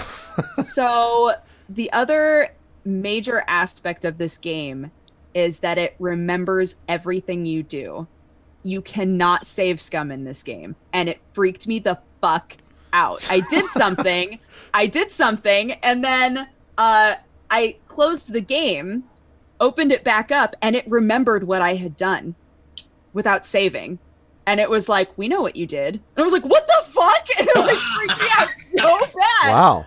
Like it's very creepy. It has sort of a it feels like a love letter to Earthbound. It has this very childlike, sweet aspect to it that has a thick frosting of creep on it, where you're just like, I don't know, like you're second guessing everything that you do. And I think that's very, very intentional. The chiptune music also helps with that a lot, where you're like, I think I'm safe, but I don't know. And you don't, even when you have no reason to distrust something that's happening, you do. Like, it's I think that you just described me in 10 years with that frosting thing. Frosting of creep. It's like really sweet, like very sweet, like but a thick frosting of creep. I think that's me. Yeah. It's a great way to describe that. Yeah, it's a very, very mental game. Yeah, that seems. I don't know if I can. So play interesting. That. You guys have to play it. I was like, I closed. So yeah, I closed it. I went back. I went to play it again, and it called me out. The fucking game called me out, and then I got so freaked out. Something happened that like freaked me out beyond that I was like, I can't, and I just closed it. But then I was sitting there for 5 or 10 minutes, just thinking, I want to play more of this game so bad, but I'm scared because I'm about to go to bed. And what if, and like, what if the game turns on and becomes sentient? I don't know. It was so weird. It was the weirdest feeling. Like, you know, whenever a game manages to, and Kojima's done this before too, whenever a game manages to convince you that it goes beyond just the game. Oh, right? Where it's like Psycho Mantis. Yeah. It like, there's something about that freaks you out where you're like, oh my God, what's happening? Yeah. I never should have. I remember when that happened. Yeah. Just imagine you shut the game down and. Yeah, you're just like, I can't. Well, that was like. Come back and play, Dodger. Come back. Go! My fucking door. I remember watching Coh's playthrough, and like the first time when he's doing like a Psycho Mantis-ish fight and the screen flashes and it says Hideo 3 in the top right corner. The first time that happened to me, I was like, did my video just fuck up? And I was like, nope, that's the game. Just being the fucking game. The same thing. Dude, I ran around with Psycho Mantis. It freaked me out, yeah. A good little bit. And then when they told me, like, that was, oh man. They do that so great. And in the original Metal Gear, at one point they tell you to turn the system off. Yeah. Yeah. My brother fell for that the first time he was playing the game. When I was right next to him, we turned the game off and we're like, wait a minute, what just happened? What was the game that you have an insanity meter? In the GameCube. It was a GameCube game. Oh, you have an insanity meter, and it would like, the more you go insane, like the more fourth wall it would break, and it would be like deleting save files. It would like go to like the thing and go deleting save files, and you would see like games Eternal of Darkness. There you go, being deleted. You're like, what the fuck? Oh, dude. And then when you figured it out, it's like, this is genius. Yeah, right? That's stuff like that is so smart. Good. Did you play Eternal Darkness, Zeke? No, I was actually sitting next to my friend as he was playing it for the first time. Did you get to the shower scene? Went, what the fuck is going on? Did you get to the shower scene? I don't think so. Okay, the shower scene in Eternal Darkness is probably, I think that's the game, is one of the games that like ruined me as a kid in terms of horror games, because that game was fucking terrifying. And that particular scene scared the fucking shit out of me, more so than like Resident Evil ever did, ever. And Resident Evil was pretty fucking terrifying as a 10-year-old as well. Like when you open the door and the dog like rushes through at the very beginning, or when you're walking through the corridor and the windows break through with the dogs jumping through and shit like that.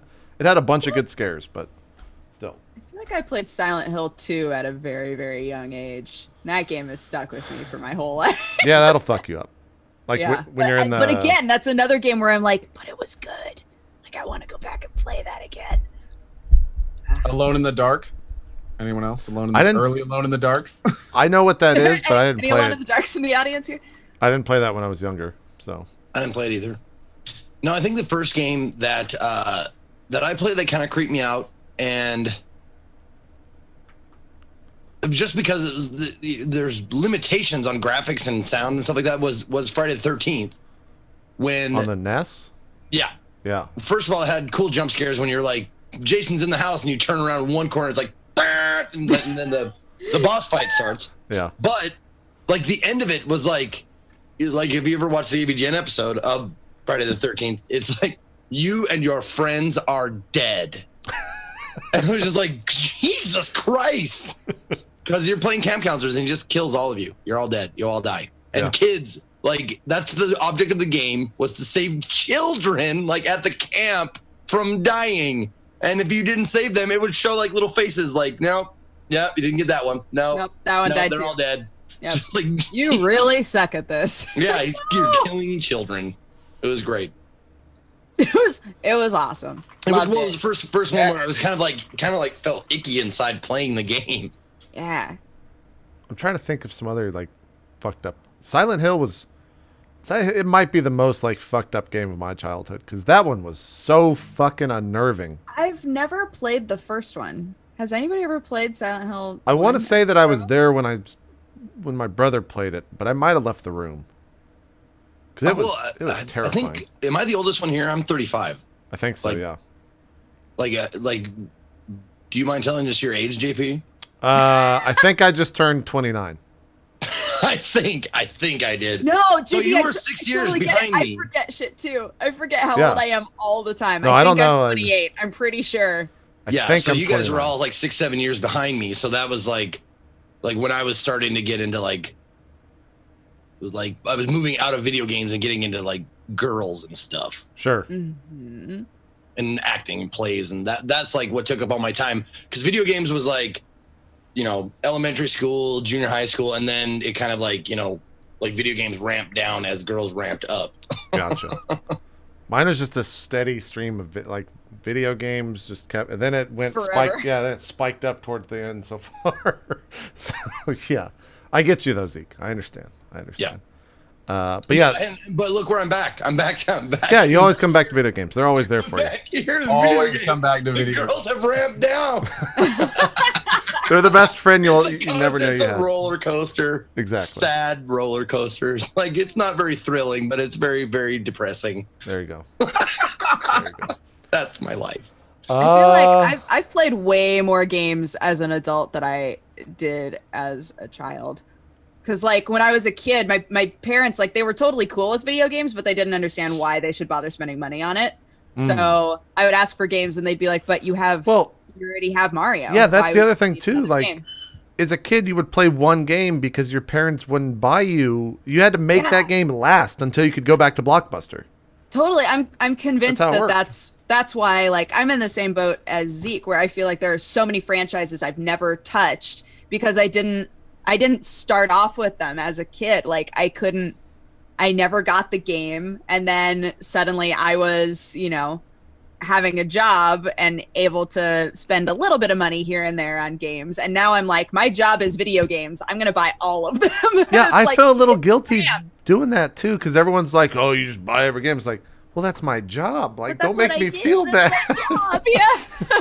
But I get it. Cause like I would, example, I never owned Chrono Trigger as a kid. I rented it 4 or 5 times in a row from Blockbuster. Same thing for Final Fantasy VI. Like, I never could buy those games. I just rented them because it was easier for my parents to do that. So, but yeah.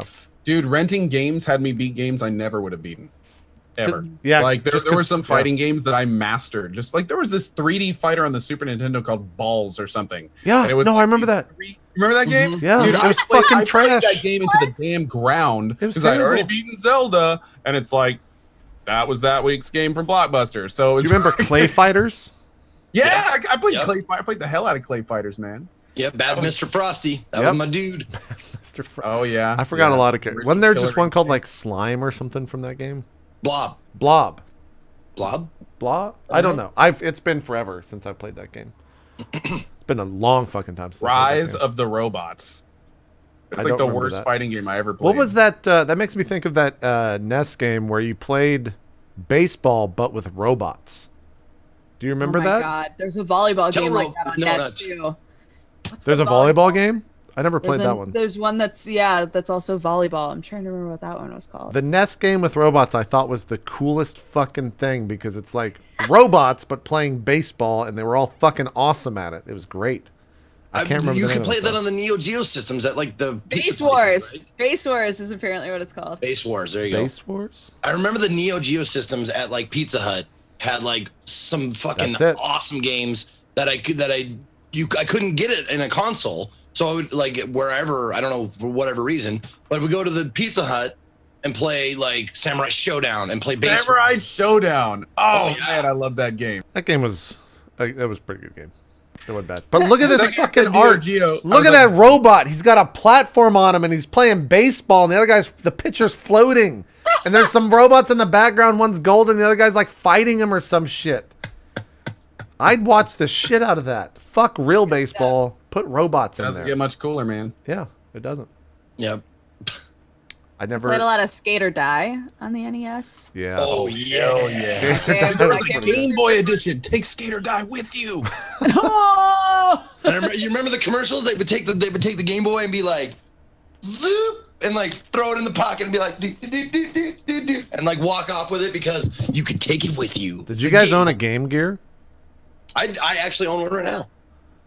Dude, Game Gear, where I was from, Game Gear was like the nice mobile. It was in color. Yes. Yeah. No, See, I've had every iteration of Game Boy, I think, because my dad and I shared them. Oh. But I never got the Game Gear. I never got any of the other handheld. I had a ones. Game Gear and like, I'm pretty sure I resented that system. Like, that system was fucking trash. I played the Sonic game for it. It was bad. I played the X-Men game for it, and that was fucking terrible. It was so hard too. It was like one of the most difficult games I've ever played. It had a really good Shining Force. Yeah, I wasn't into RPGs, but I remember that. Yeah, I never played that. So I think Zeke went to go get his Game Gear. I think that's what we're hearing right now. Zeke is pulling a gassy Mexican. Shut up! I can still hear you. Hi, Zeke.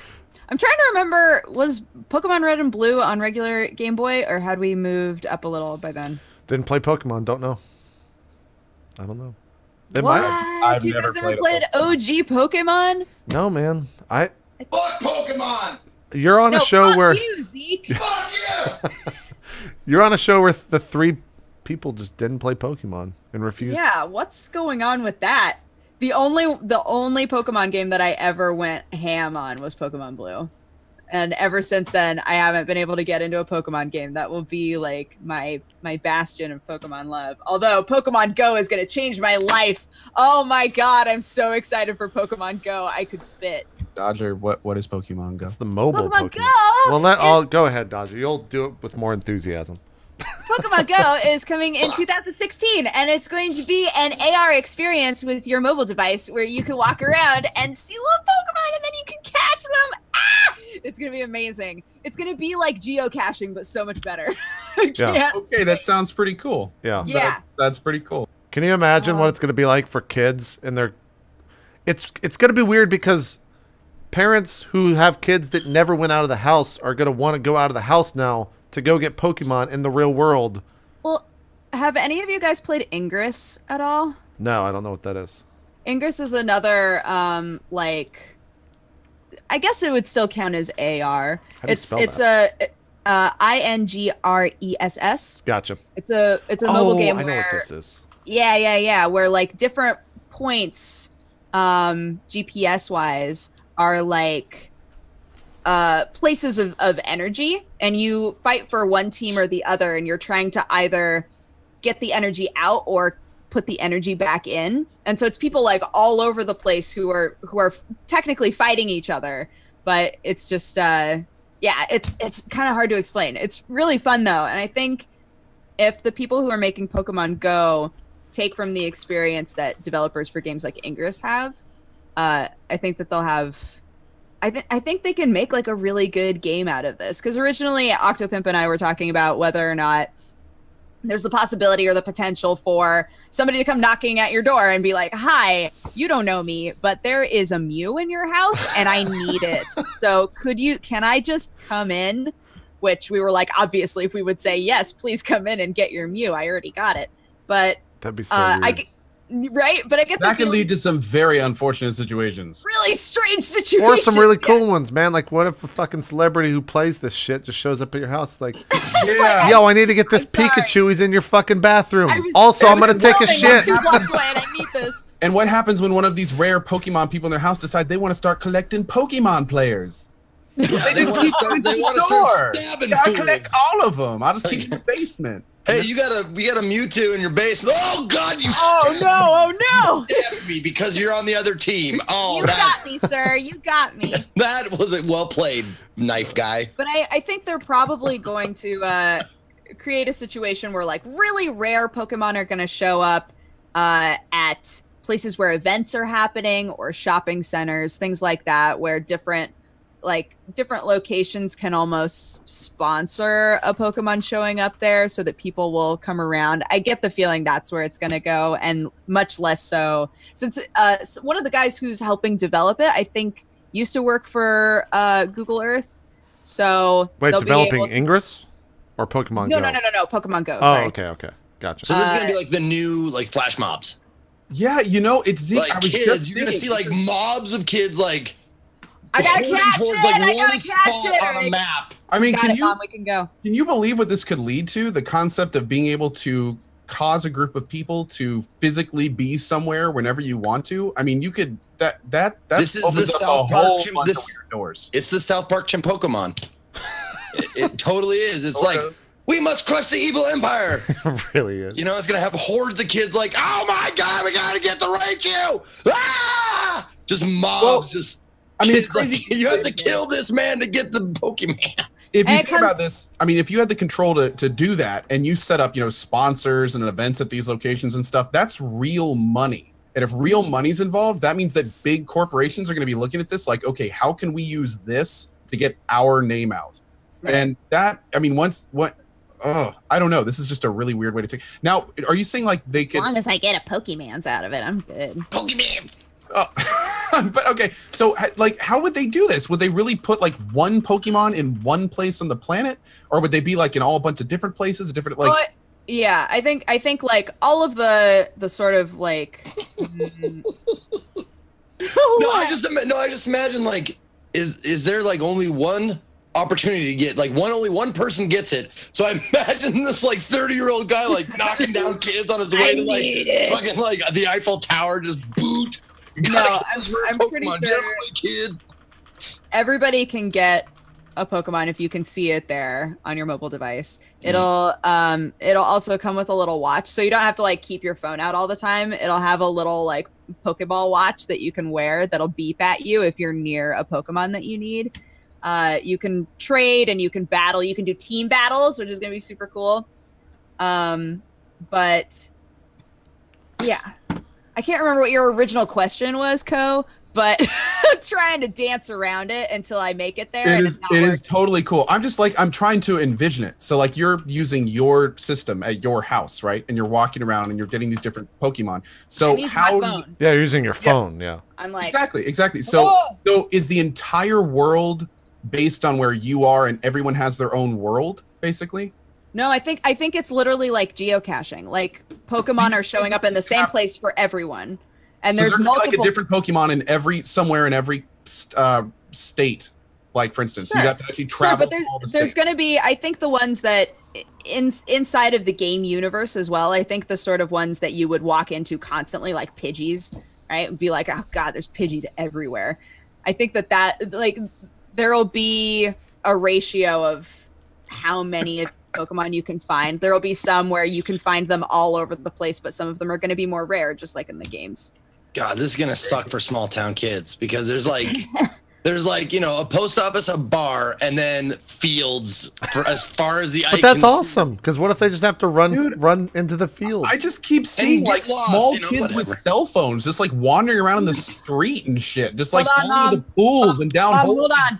I think I How many injuries? How many injuries do you think are going to come from this? From people not paying attention, looking around for Pokemon, and just like wandering into something? Like, probably a good amount, yeah.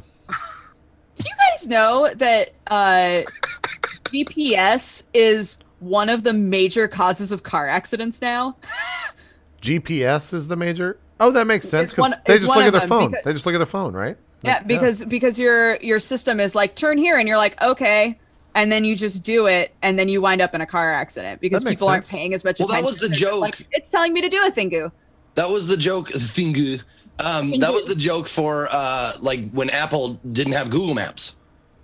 When Apple had its own like GPS thing, and it was all just fucked up, and everybody was just like, "This is garbage." And then there was like all these like pictures of people like with like car in a tree, and it's like I used Apple Maps. Yep. Dude, Zeke, I just got an image of that same 30-year-old guy, right? Except he's driving down the highway and all of a sudden his little beep thing, he just slams his brakes and gets out of his car and he's like on the highway like, where's the Pidgeot? Where's the Pidgeot? Yeah. He's got it out the window as he's drifting. you see the person in the car just like hanging on for dear life. It's like, sorry, I thought I saw a fucking Charizard. That'll be interesting. Yep. I want to see how, like, I'm really imagine like excited. taking a road trip or something with your kid, and they're like, the kid's super stoked, not because of the road trip, but because he gets to go across America and find fucking Pokemon. Like, that's Dude, that's yeah, pretty and real. That's cool. I'm hoping that they employ some not so shady corporate stuff, like putting. I've said this multiple times, but where you can just buy the Pokemon. No. Like putting a Pokemon at the top of a hiking trail or something, and then being like, "Hey, go for a hike," and then you get your Pokemon. It's like, yay, you went outside. Dude, Good job. You could get your kid to just like do chores around the house. Hey, if you sweep that room, I heard that a Charizard spawns. And then like you could like the parent could go in and like place the Pokemon. Unlock it, yeah. What a Dig fucking it. weird world we live in, man. Anything else you guys have been playing recently? We talked a lot about Destiny because I fucking what a Oh, okay. Not you guys aren't really big MMO players, are you? Probably not. once upon a time. Shame. Much. The Dark Age of Camelot, the new they had actually today at 3 p.m. they did one of their first streams, I think, and they Of the had a game? big announcement. Oh, really? Unfortunately, I'm not sure what it was, Let but me see. apparently they sent out a big message to their backers and like, we're streaming on Twitch today, City State Games. We have a big announcement, and I don't know what it was, but there's that.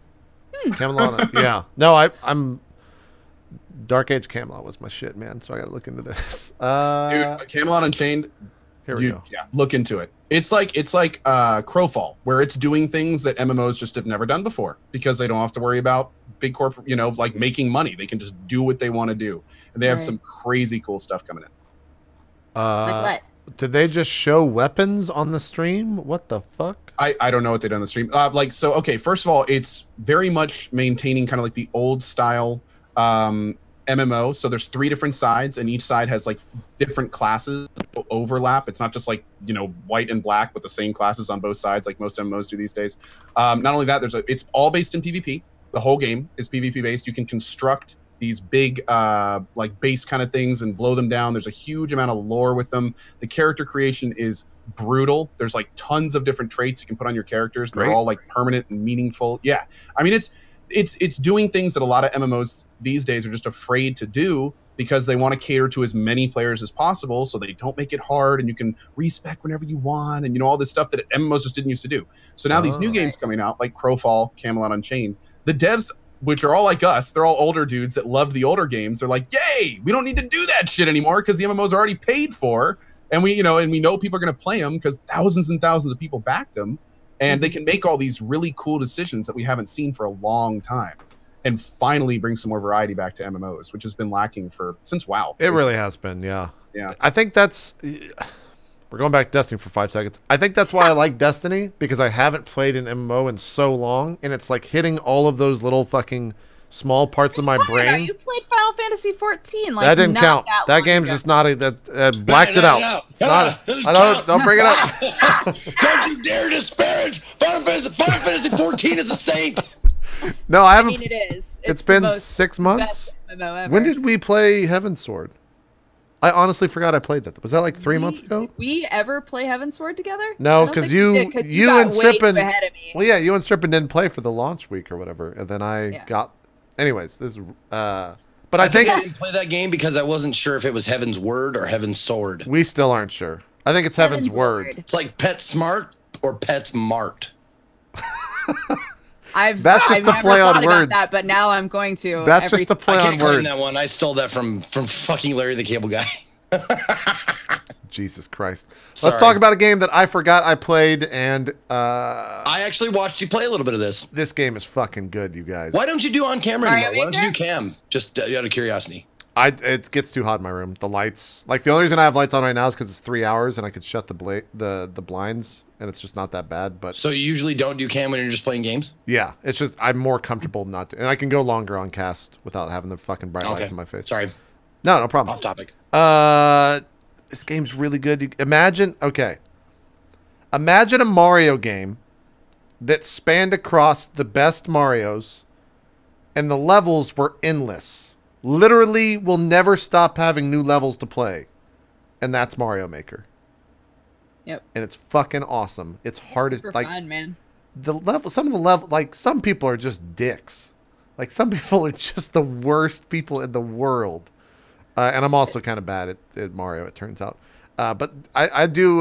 So one of the things you can do in the game is the 100 life challenge on expert mode, and the way that it rates levels is actually pretty smart. It rates them by the amount of people that have cleared them. So if like a very small percentage of people have cleared the levels, then it's a very difficult level, and that'll get thrown into that pool. And so like some of these levels are just diabolical. Like they're just the hardest thing in the world, and they're all made by Japanese people, and you just have to skip them. Like you get an American level, and you're like, well, this is going to be a joke, and sure enough, you beat it in like 3 lives. But some of them are just like impossibly fucking difficult, and it's awesome. My question is, like, I've watched you play it. I watched Spamfish play it. Yeah, he's quite a bit. Can you? I mean, does it allow you to make levels that can't be beaten? No, so you have to beat it yourself in order to submit it. It's smart. In order to upload it, you have to beat your own level. Oh, okay. Which is really cool. Really cool system. It's the smartest way to do it. Awesome. Yeah, it's something like you would never think about that, but it's literally the smartest way to do it. Man, some of the stuff that I saw people playing. I mean, you have to be. It's fucking so hard, dude. Every single jump with every single throw of an item, like, it looks torturous at times. Yeah. Now, it's hard, but I mean, like, just coming from somewhere else, is it Boshi hard? Some levels are, some are not. There are some levels where I don't think the game's been out long enough for someone to have made a level that is Boshi hard. Well, I don't know, man. It's only been out like less than a week, or I guess it's only been out less than a week. It came out Friday. Okay. So yeah, but it's been. I mean, a lot of people had copies for. But those like are. A month before that. Those are fucking press people, man. Those aren't real video gamers, man. They're terrible at the video games, man. Gerard had a copy. It's for real. I'm joking. Meatloaf double meatloaf. I don't know what's happening anymore. Nick brings out the worst. I made fun of her. She made fun of me making fun of her, and then I made fun of her making fun of me making fun of her. Hold on. Forever. What is this? Great. Oh, and I love this too. When you die, it shows you all the other places that people have died on the level. So it like, in a way, it's kind of comforting. It's like, hey, you're not actually that shitty. Other people are just as shitty as you are. And that's the way I looked at it a lot of time. Because, like, look at this level. A lot of people the big thing right now is jump pads. Right. Yeah, I was going to say, I'm sensing a theme. Yeah, and so then you have to go down here. Then you got to wait for all these fucking little shithead Goombas to come. And then there's this shitty fucking vine plant. I don't know the actual name of this. No, you got invincibility frames. No, look, just get short and do invincibility all the way through. You got to no. This is a tiny one. This is tiny. Oh, Mario. okay. He just looks big because it's the newer one. So Gotcha. wait for all this shit. It's fucking difficult. A lot of patience. But then Dan's Gaming has been making a lot of levels himself, and he's making some fucked up levels as well, which is a lot of fun to watch. I saw Spamfish making an Illuminati fish level today. What? What does that even mean? What does that even mean? What does that even mean? No, it just lots of fish and lots of pyramid triangles, like in the level. I saw him, watched him make one today. That was the theme: fish and Illuminati. Oh. And it looked pretty fucking cool. Nice. Some of these, I'm trying. There was like one level. Is this it? Yeah. Okay. This level's fucking horseshit. You have to get at the very beginning of a level, a bullet bill launches or whatever. A bullet launches, and you have to keep the bullet on your screen till the very end of the screen so that you can make a jump. Which I've is seen this so jump. many people try to do. Which is this jump right here. Oh, you go bloop bloop. Well, no, you got to like spin on these, but of course I find the one frame in between these stupid plants where you die. So I die, just fucking freak out. I don't even know I don't even know where I get to the end. I skipped this level eventually because it was too fucking difficult. Okay, is it right here? Nope, this is all this shit. But basically, like, I was very hesitant when I bought this game, and afterwards I was just like, this is like probably one of the best games this year. Because it's just endless Mario. It's fucking... And if you love Mario, if you love hard platformers, it's perfect. And if you love building hard platformers, it's even more perfect. I don't really know, like, a bad aspect of this game. I don't know. No, you said the 100 live challenge? Yeah. You don't get like free guys, you don't get like 1-ups? So that's the other smart thing. Up here in the top left-hand corner, you see the 2 dashes with the 1 next to it. You can only get 3 1-ups per level. Oh. So and that might only be expert only. But yeah, three 1-ups per level, and that's so you can't, because some levels you'll get like 100+ 1-ups just because of how it's built. And they don't want people to kind of like get, it kind of like fucks with the game a little bit. You fucked it up. No, I'm good. I'm good. See, good? he's still on screen. I don't beat this level though, because now I'm past it. And the other thing is you have to clear that jump right there. Oh fuck! Wait, you almost beat it. Yeah, I know. That was it? Yeah, that was it. You have to keep the bullet bill till the end, and then you have to hit the bullet bill and jump across. You were so close. I know. I raged really hard right there. That's so shitty. It was also... You can tell he's raging right now, even though you can't hear it. Because I'm not moving. He's not moving. He's not moving, yeah. No, I invented curse words. I invented curse words on the stream. The other thing that sucks, I could go get it, but when the first night I was playing this, I was using the Wii U Pro controller, which is like their just normal controller, and I had my Wii U gamepad on the ground behind me, and I rolled my chair over my gamepad, and then like 30 minutes later, I picked my gamepad up, and the screen was just like smashed. So then on Friday, I just went and bought another Wii U because you can't buy those controllers separately. Not even like on Amazon? No. Wait a second. They don't Yes, exist. you can. What? No, I'm like 100. I'm 90. Now you're making me nervous. I'm 99% sure that you can't do this. I'm going to look on Amazon. Yeah, they're all Pro controllers. I don't think you can. You can send it in to Nintendo, and for $100, they'll repair the controller for you and send you one back in 2 weeks. But I didn't want to wait that long. That would take weeks. Yeah. So I wouldn't like. Looks like Here's the Wii U. The only White thing removed gamepad, from this box is just the controller. $230. Do what? $230 Oh, it's from a third-party seller? from Amazon. It's on Amazon, but yeah, Yeah. Oh, on Amazon. from a third party. Like Yeah. used on Amazon. Yeah. Yeah, there's a lot of people saying you can buy them on eBay too. I think he meant new though. So, Yeah. I brand new, meant probably yeah, not. Yeah. No, they're all. That's the funny thing too is I ordered. I was gonna try to fix the other screen, so I ordered an LCD from Amazon for like $20, and I got it, and I looked at it, I was like, this is just an LCD that someone literally took a Wii U controller apart and then ripped the LCD and then sent me the LCD for $20. And then I took the controller apart during R&D on Tuesday or Monday night. I put in the LCD, and then I was just like, I have no fucking clue what I'm doing, and I haven't put it back together yet, and I don't know if I will. Because I was going to try to return this other Wii U, but I don't think I'm going to. I think I'm just going to keep it. So it sucks, because I have like a brand new Wii U with everything in there except the controller. But anyways. Now you can just download this, right? Mario Maker, yeah. You can just get it from the eShop. Cool. I don't know how big it is. Like that's an issue with a lot of people with Wii U's, because they only have 32 gigs on their hard drive, which is just like Yeah, every single time small. every time I go to download a new game, it's like you need to delete literally everything on here, and then we'll see how that's gonna go. That happened on my my PS4 the other day when I was downloading Destiny, and then I thought I could get a SSD in my PS4. I thought about that for a second, then I didn't do it. You can just buy an SSD for your PS4. Riveting like tale. Yeah. Well, because I was gonna get one. The reason to expand on that, the reason was because I was gonna get it just for Destiny, and I was like, that's fucking the stupidest idea I've ever. This is impossible. Look at this fucking level. Look at this goddamn level. What the fuck is this? I'm so disappointed I didn't get to see you beat that other one though. What is this fucking Japanese shit with a little white avatar girl next? It's fucking impossible. How do you beat this? It's so hard. This is Boshi level in my opinion, Zeke. This level right here is a Boshi level. Timingu. JP. Timingu. I get kind of far. And then I kept hitting that stupid hammer guy like 30 times. You know what's a Bosch level when you curse one block? Like you're like, this fucking block! Yeah, exactly. And some asshole threw that up top. Yeah. Man. No, I'm gonna play it. I can't wait. people are asking, everyone in my chat was like, you should get Zeke to play this, haha. And I'm like, I mean, it's a pretty good game. He might enjoy it, but he might just hate his life even more so after the fact. Because it's basically I seriously doubt it. I seriously doubt it. Yeah. If you, like, the other thing, too, you can just do, like, a 100-star challenge on the normal levels. And those are, like, actually pretty cool levels. They're not super fucking difficult. They're, like, smartly made.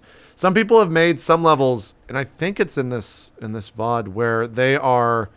yeah, this is it. They're basically like, it's a puzzle game. And you have to figure out, this one's called Hold in Your P from Adam of Canada. Okay. And you have to hold your P block to get to certain parts. And so like, I'm not supposed to pick up those coins because I have to have a way to get this back over to the other side. Oh. And it's like, it's like shit like that. Like I thought I could make this and then I just failed horribly because then I can't jump up right there. But if you keep going, like, you go up here, and then there's another P block. I can never hit the jump pads on the first time. I missed on that one. So then you go up here, and there's another P block that leads into another area. And I never beat this level. It got way too hard. Though. Like, then you have to go here. There's another P block right there, but you have to jump up to the top and get that thing, bring it back over to that, and then jump across down to the one on the right-hand side. So it's basically... It's kind of shitty in like a 100-star challenge because you're just wasting life after life after life after life. But in terms of level design, it's pretty fucking smart. Like and this was on Sunday, so 3 days after the game's out, people are already making shit like this. They're like, here you go. Damn. Yeah, I want to see like barked out gold. It's like one of those games where like once a month I just want to go back and see like what the top rated, because there's leaderboards and stuff of all the like top rated levels and just see what those look like, because who knows what it'll be. There's like a there's like kind of a shitty unlock system though, right? Yeah, that's why I haven't made levels, actually, is the unlock system. It's usage based. So unless it's like you have to use certain blocks, and I think every other day it'll get released. And I thought they patched that out on the first day, but they didn't apparently. So I only have access to like, I don't know, 7 or 8 different things, and I just haven't done it yet. Wait. You can't just put down whatever you want in the levels? Yeah, you have to unlock them. Like that's kind of how they gamify the creator system. Really dumb. What's the point? What do you mean? Like, what's the point? What's the point of? I don't know. To make the game, I can't make it up. There's no point. Yeah. At first, I assumed, I was like, oh, well, I guess it's to like encourage people to start playing each other's games, but maybe they would have done that anyway. Yeah. I don't know. It's strange to me. Yeah. It is. I want to show the auto scroll level, which is fucking. If you guys haven't seen it yet, it's pretty brilliant. This is a little bit of the making level crap. I hate auto scrolls. There's my. Yeah, some of the. There was this one level, and you can set the timer to custom times, and it was 10 seconds. And it was one screen. But in the screen, you had to, I never figured it out. You had to like figure out how to use the P block and have someone have a shell drop at the exact time and then hit the shell in motion 3 times back to the other side so that you could get to the flag. And I never figured it out because you had to do it in 10 seconds. And I think that means you had to do it perfectly every time. Or like every movement was the perfect move in that situation. And I never beat that one. I wonder if there's a name for those levels. Where and I've seen lots of them, where there's just absolutely no leeway. You have to know exactly what you're doing from the beginning to the end of the level. I've seen a lot of them. Yeah, I don't know. Those should have a different type of designation, man. Where is this? I mean, somebody beat them though. Like, yeah, someone beat them. That's true, but I mean, someone speedruns Bashi too. You know, it's like if you're sitting there and designing it, hours and hours and hours and hours, and you know exactly, I mean, that can be a real process to find out, especially if you're doing it for the first time. But that's cool. I mean, those are going to be those Bashi levels that you were talking about earlier, are those ones that, and that's very realistic to have that level of difficulty in that game. Yeah. I mean, there was a YouTube video I was watching yesterday. Literally the whole time was the guy jumping between 2 things, bouncing on an item, and then at the top, he had to knock it over. He had to hit another P item to make it so it bounced off the wall, then land on it again, and down another side. Like, that would take hours for me to do. It's like, and that was one part of a longer level. So yeah, it's funny too because the like this game gets really good viewership on Twitch, and I think this is one of the auto scrolls level. By the way, Zeke, you don't press anything and you just go. It just wins. Like it's right. There's a level called "Don't touch anything." Don't press any. This is don't press anything and it just goes. But yeah, like it gets really incredible viewership on Twitch, and I think there's not that many big streamers are streaming it. Like I guess there's the big streamers are like 200, 400K. No one massive is streaming it. And it's also got kind of it's got the Bashi effect, but no one's seen it yet. So it's people want to see people play these incredibly hard levels that they've never seen someone play and get really fucking pissed off at the same time. You know, I gotta say, I'm very interested to see how the official kind of Twitch speedrunning community is gonna accept this game. I've seen a lot of them playing it. Dude, can you set up like a playlist style row of levels if you want to? I don't think you do playlists, and you actually the only thing you can do is link people to your level, and it's just a little level code, so that's how they'll share it. Like it's just a 12-digit thing that you send to someone and you just have them play my level. That's what it is. Yeah, it's going to be interesting. They could either completely ignore it and just think it's another Mario game, or you could, if you utilize this system, you could have a theoretical endless platformer speedrunning. Exactly. I mean, that must be huge to some of them. Absolutely huge. I've seen Trihex playing. I've seen Cosmo playing. I know Rom Scout, I think, is delving into it. So they might. I would expect to see this in the speedrunning community for sure, because it's too perfect not to. This don't press anything level is blowing my mind. It's fucking crazy, right? It's like this giant Ruberg fucking thing. Rube Goldberg, yeah. Yeah. Goldbergian? It's Ruberg. I combine the two. I know, I like Ruberg Goldian. Ruberg Goldian. It's Goldberg. Yeah. Cena. Oh, sorry. Trihex been doing 100-man expert during the night, ranging 7 to 8. Yeah. Yeah, viewership's awesome. I still haven't been... I've gotten to level 13 of 16 on the expert levels because they're just fucking too hard sometimes. Like way too difficult. Way too fucking difficult. There's another don't touch anything that we'll show, and then we'll get off the Mario Maker. You know what'll also be kind of cool? I wonder if we're gonna see an influx of famous level designers making. They've done a little bit of that. Have they been doing that? Well, not Nintendo, but I saw Polygon had Igarashi, the Castlevania guy.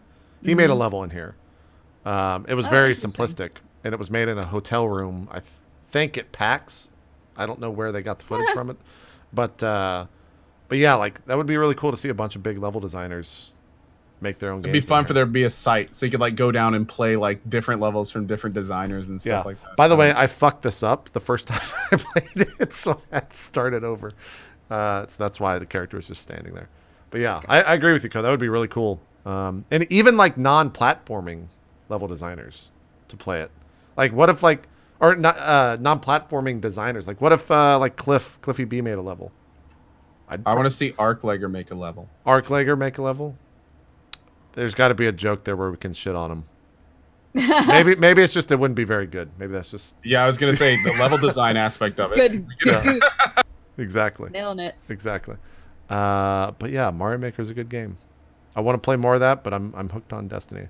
There's just too many games out right now, and it doesn't stop. And I'm stuck in the past. Yeah, it doesn't stop. In the best past ever. Best hour. Best hashtag best hour. All hours. Best hour. Well, here you probably have 15 hours, 20 hours left to Chrono Trigger. 15 hours.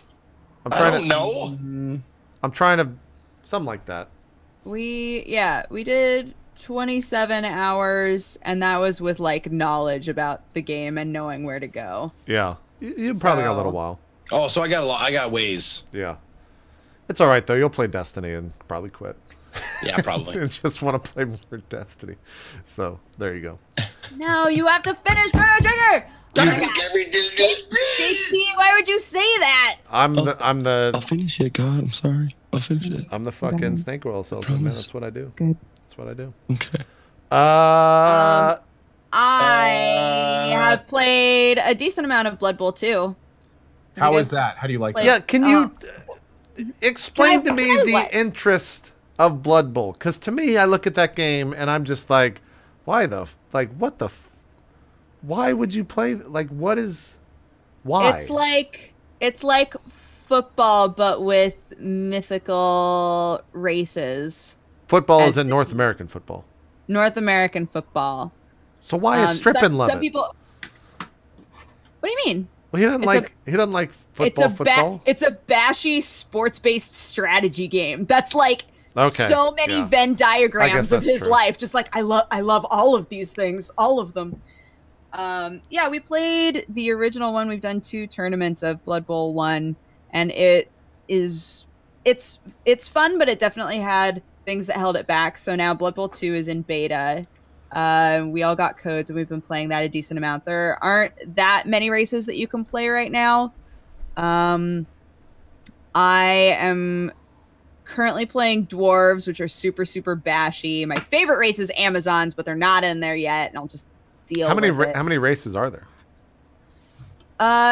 In the first one, I think there's, God, I want to say 12. That might be too many. Wow.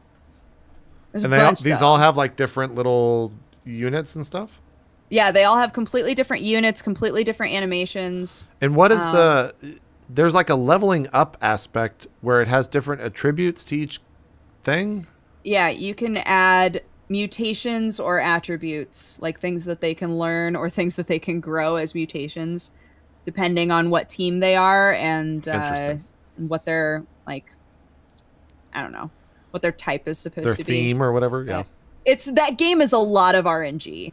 Like it's RNG that works for you as long as you are making the right strategic moves. Like you have to, after you played it for a while, you realize, okay, I need to be doing these moves first, because if I do a move and I get a bad roll, then it's going to turn over and it's going to be their turn and I won't get to finish my turn. So there are lots of choices like that you wind up having to make. I am not, for anybody who doesn't know me, I am not good at strategy. Oh yeah, we didn't have you like in Dodger. We're 2 hours into the show. Can you intro yourself?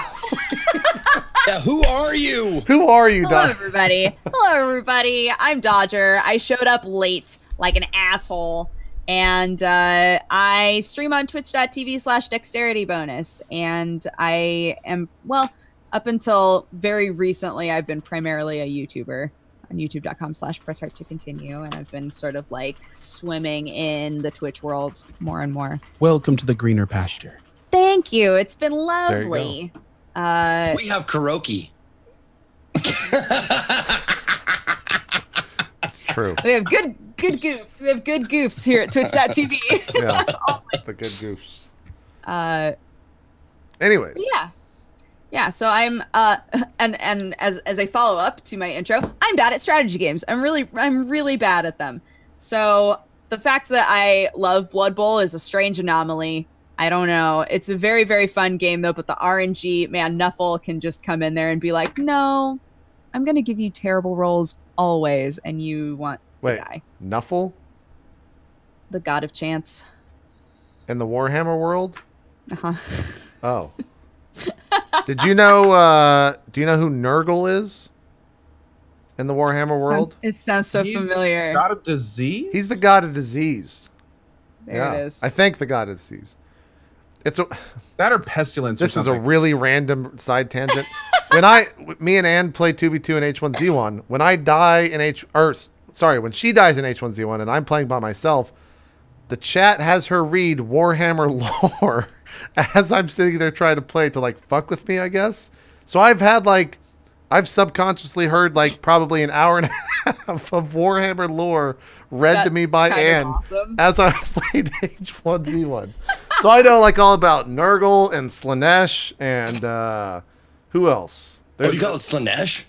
Dude, I was a big Warhammer Online player, man. How else are you supposed to say I've never been able to get into Warhammer because for the longest time I thought that Warhammer was entirely like the tabletop version of Warhammer. I didn't know there's a lot of facets of it. Yeah, other facets of it. Yeah. Yeah.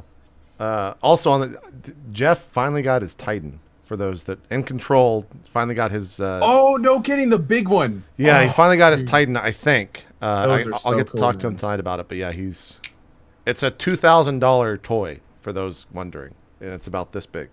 So it's used in like it is ridiculous. Yeah, super fucking detailed. So hi, Ann. I want to talk to you about that. Oh, what up? Oh, Ann, what up? Oh, wait, is she in the chat? We're talking about Nuffle? Well, yeah. we were. Slanesh and all them. Yeah.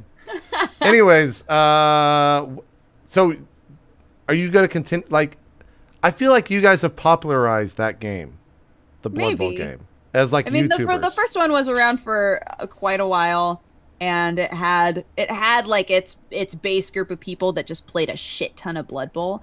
But I don't think, like, I never would have known about it if not for the fact that Total Biscuit decided out of the blue, I want to put together a tournament for Blood Bowl, and then suddenly all of us like played it for the first time.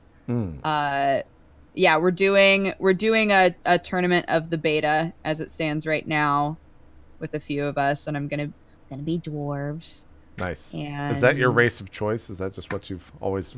Amazons are my race of choice. Oh, Amazons are, that's right. Amazons aren't in the game yet. Amazons have crazy dodge abilities, and it's amazing. I guess you play what you want to be.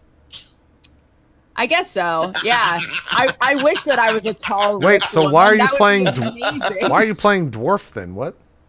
Because dwarves are short like me, but they're ripped and they drink a lot. Oh, okay. It's like my dream life. Is this like reality versus dream? And drink beer all day. That's actually, I mean, that's Dodger in a nutshell. Can you do a Scottish accent?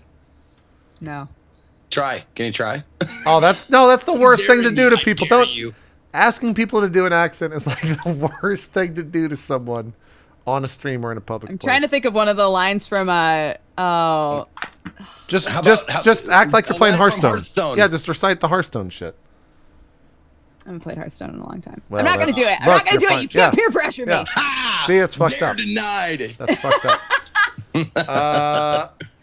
Apparently, right now, the big thing, I'm just pulling out the topics because we have 45 minutes left. Apparently, Darkscape just launched, which is RuneScape, but it's open world PvP anywhere. So I guess it's the RuneScape world, but it's PvP anywhere. And there's a lot of people that play RuneScape, so that's probably probably pretty gonna do well. It's probably fucking real crazy to see what I almost want to log in just to see what that looks like. How do you it's free to play, right? I think it's free to play. Play now. What is this? What happens? Launching RuneScape. Oh, it's real free to play. You just hit that button. Okay. Super free to play. Oh, click button to play. Yeah, no, you just go to the website and hit play now, and it starts loading it. Soccer clicker. There you go. What else is up here on our games? Fallout's going into finally releasing some stuff. They did the Strength video series. Did you watch that, Co? It's just like bullshit, right? It's just the bullshit fluff. Yeah, it's just lore. I mean, that's right now. That's just the top of our games. Yeah, the hype is finally starting to set in, though. I mean, it's like just a couple months away. We're getting That's pretty something close. I'm gonna have to do. I'm gonna do the Fallout playthrough just like you did, probably starting at 1. You think you're gonna do I need to do that too. Excellent, awesome. I can't do. I love watching people, especially for the first time, play these games. There's stuff in those games that it's just nowhere else. Well, yeah, I did 3 in Vegas when they came out, but not on cast. But I did them like just, because that was before I started broadcasting regularly. I don't know. But I played through 3 in Vegas, but I've been wanting to play through 1, all the way through it and get to before Fallout 4 comes out. You got a lot. I can't ride that train. Reaction to the RNG of 1 and 2. Like I think there's gonna be some amazing moments. It's one of those games where everything can be going fine and then. Oh. And I mean, we're talking like 20 minutes into a tactical fight that you've been meticulously. It's XCOM level sometimes. Oh. I saw though it really disheartened me when I saw like the speedrun of Fallout 1 on AGD or SGDQ, and it was like, oh, they did Fallout I didn't 1 even know in that. 12 minutes. Like he beat the whole game in 12 minutes. The problem with the Fallout games is they're designed for you to just kind of live in an experience. But if you know exactly what to do, they're really not that long. Like we're talking a handful of hours. Yeah. Like, and that's if you really kind of draw them out.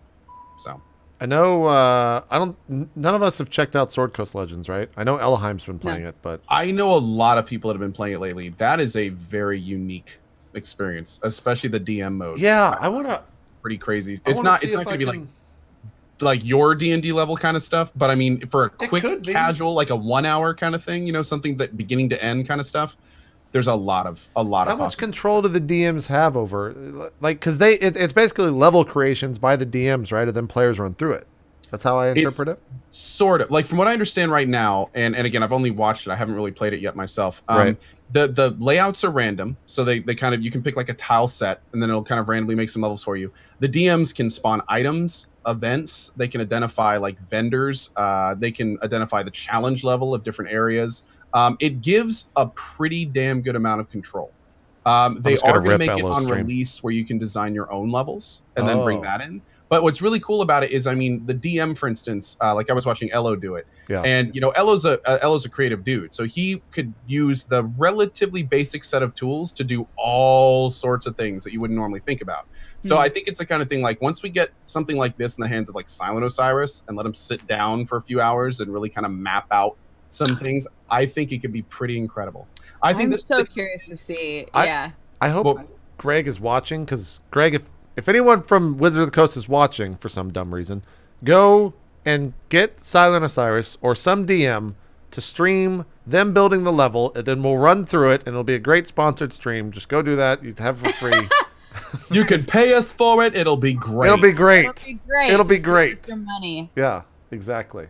That's how it works. That's how sponsored streams happen. What I'd really like to see is for them to take someone like Silent Osiris and sit down with them and be like, what would we need to do to make this more something you could use for normal campaigns? Because that's the bridge that I have yet to see. There's like this is like sort of D&D light. You can't put in all your character stats. You can't, you know, there's lots of limitations. Yeah, Adam Coble would be great in there too. Yeah. But you know, I'd love to see them take actual D&D, like the real 100%, take the whole rule set, put it in an environment like this, so you could have real tangible experiences on something like what you do, JP, where you could actually load into this for even maybe just boss fights or portions, you know, but it's really close. This is the closest I've kind of seen it. And to have like a really good visual representation of what you're supposed to be doing. Yeah. Well, I mean, how cool would it be if all the roles you normally would do, like the legit actual roles, were being done in real time in a combat environment? Right. Like, you know, you could get to a fight and the DM could spend 3 minutes setting it up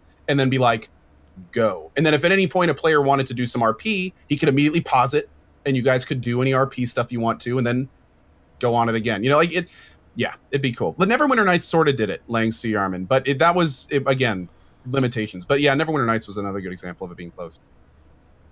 I don't think the DM can edit in real time. That's what people in chat have been saying. So that's kind of a shitty really? thing. That sucks. Yeah. You should be able to do anything if you're the DM. No, come on. Ella was definitely adding like stuff in real time. No, in real time. Like at one point they were running through the dungeon and he just goes a few rooms earlier and he drops a goblin, sets it to friendly, sets it as a vendor, and then he goes back and opens his mic up and he's like, you think you hear the scattering of a potion vendor in the front left room. You know, like he was doing all that in real time for sure. Yeah. Oh, he was actually like role playing over stream. Oh yeah, he was. Oh, that's fucking. He was being really cool, like he had a whole hilarious like over story for the whole thing. That's and cool like as he was role playing that on top of all the encounters, and like he would spawn in, you know, some basic type of enemy, and like then role play an entire different kind of thing, and just using that as kind of a medium for what his story was doing. So it was cool. I'd be that. All right, I'm gonna have to check this out, or tell Adam and Steven to check this out, and then play with something that they make. It's in beta, or this is the beta, right? It's not out. It's not out. It's kind of an early access right now. Okay. Yeah, and from what I understand, like I actually don't have access to it right now. I think they gave it to like a select group of. What is it called again? Sword Coast Legends. Sword Coast Legends. It's a. There's a lot of videos of sort of the capabilities of the game as it stands right now that are really, really interesting to watch. Like just watching somebody be like, "Here's all the stuff you can do with these." It's like, hey, I want to get my hands on it.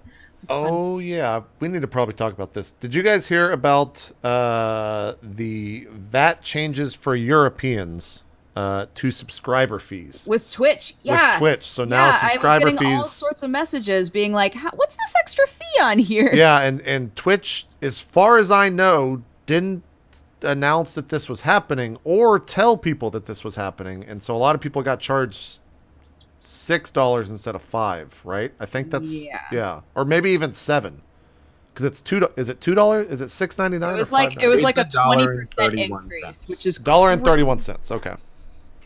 Yeah, that was a really, really unfortunate.